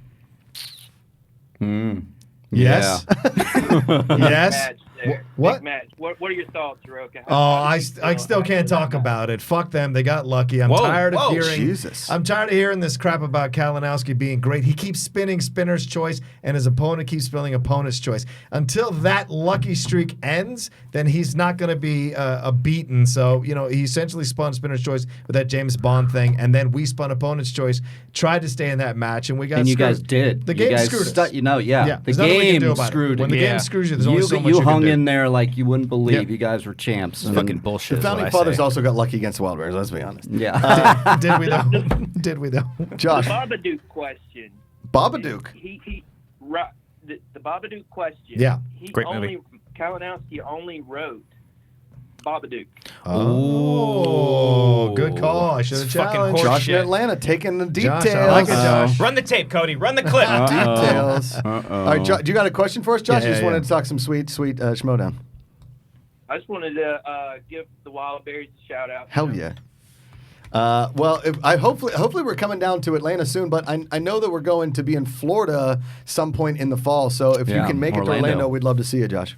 In Orlando. All right, buddy. Thanks for the call. Wild Berries. Let's do Cody. Let's do one more call. Wait for it. Yeah. Damn it. There it is. All right, you're on Collider Live. Who we got? Hey, what's going on? I'm Anthony from Cleveland. Oh, Hey, Cleveland. all What's right. up? Please. All right, before we get into all the other stuff, first of all, have you been to Fat Dog in Cleveland? I have not. Oh, man, it's a great place. Really good stuff. Is it hot dogs? Or Happy Dog. Happy Dog. I was going to say, there's a Happy fat dog here. No, Happy Dog is what I meant. Yeah. You been to Happy Dog? I have not. Oh, man, that's all right. man. Are you a Browns Right. fan? Are you a Browns fan? On the list. I am a Browns fan. Okay. okay. Well, nobody's perfect. All right. What a jerk. Damn. You guys are going to have a good season this year. I'm actually quite worried about your team. Oh, Baker got some weapons. Yeah, he does. He sure does. Firepower. All right, what do you got for us, buddy? No, I was just curious. I don't know if I missed the part if you guys were talking about the Marvel panel or anything like that, but I just wanted to hear what you guys are hoping you see and everything like that. Like, is there anything like out of anything you wish that they're doing? You know what I mean? Yeah, I love Marvel. it. Yeah. Great question, dude. Thanks for the call. Have fun in Cleveland. For me, I think they're going to announce a lot of the what the slate is going to look like. What Phase 4 I think the will Taika look like. Waititi Thor. leak. I think that was. I don't know if that was intentional, but I think that's kind of a bummer because I think that would have been a cool walkout. Yeah, I think they're gonna. They might even announce what the Thor title is. Yeah. They could. I don't know. Bring Taika out. That'd be fun. I would love to see Don Cheadle walk out dressed as Captain America. That would be. Oh, Anthony Mackie. Anthony Mackie, sorry. That'd be cool. Yeah, Anthony Mackie come out as Captain. I always forget who he gives his shield to. Come on. He was the Anthony. Iron Patriot, to be fair, Yes. in Iron Man 3. Yeah. He wore the Iron Patriot. It's fine. It's okay. It's Don't not make that me big break deal. out the actually. Yes. But I would also like Chris Evans and Tony Stark and Robert Downey Jr. to come out and take a bow for the fans. That would be really cool. Yeah, they won't do it, but yeah, that'd be really cool. That would be cool. I Iron think- Man 4 with Shane Black. Let's do it. Boom. Bring him Shane back. Black. Yeah. Bring them all back. I don't care. I think we'll get Black Widow. I bet we get a title. Footage? Should be footage too, Yeah, because they've been shooting. it, yeah. I bet they'll officially announce Doctor Strange 2 because Scott Derrickson was announced. Yeah. I think he's in a been trade report. testing stuff too. He has, yeah. I bet Black Panther 2 has been announced. I bet they probably announced that, and I wonder if they announced that Namor is going to be in Black Panther 2 because they made that little reference to an earthquake happening off of Wakanda In Endgame. in Endgame. So What do you think? I hear two things. Whoa. Excludes? Craven out of Wakanda will be the villain. Oh, that's pretty in cool. 3. Spider-Man 3. Spider-Man 3. Craven? Craven. That's what I've been saying. Yeah. Home is where you make it. And Fantastic Four. Oh. You've been F4? hearing Fantastic That's what I hear. that they're going to announce Fantastic So, Four. Maybe my friends don't know shit, but that's what I hear. That's crazy. Fantastic Four. I can see Fantastic Four being right out of the gate. Yeah. That's great. I mean, sure, why not? That's At this great. point, we don't know what their plan is, so Yeah. fuck it. Do it. We're Do all it all. shells. Well, speaking of Fantastic Four, it was a Fantastic Four in this room in some, Yeah. some way, shape, or form all day. Fantastic 2 in the booth, a little dynamic duo. Wanger's got to Start it over! Start it over! Start the show right over! Woo! Best ending ever. Sorry, Best Frank. ending Sorry, ever. Frank. Best ending ever. Thank you guys for listening, for watching. We really appreciate it on Collider Live. If you're in San Diego tonight, 7:30, 9:30, MarkEllisLive.com. You can get tickets there. We'll see you at the American Comedy Company. And Saturday, the movie Trivia Schmodown. Schmodownlive.com. You can get tickets there. 8:30, Joan B. Kroc Theater. If you're at Comic-Con, enjoy yourself. Be safe. Clap, laugh, hug somebody. Spread the positivity. I'm Josh Macuga for Mark Riley, John Roca, Christian Rucava, Cody in the booth, Alex still pressing flyers. We'll see you on Monday, Collider Live.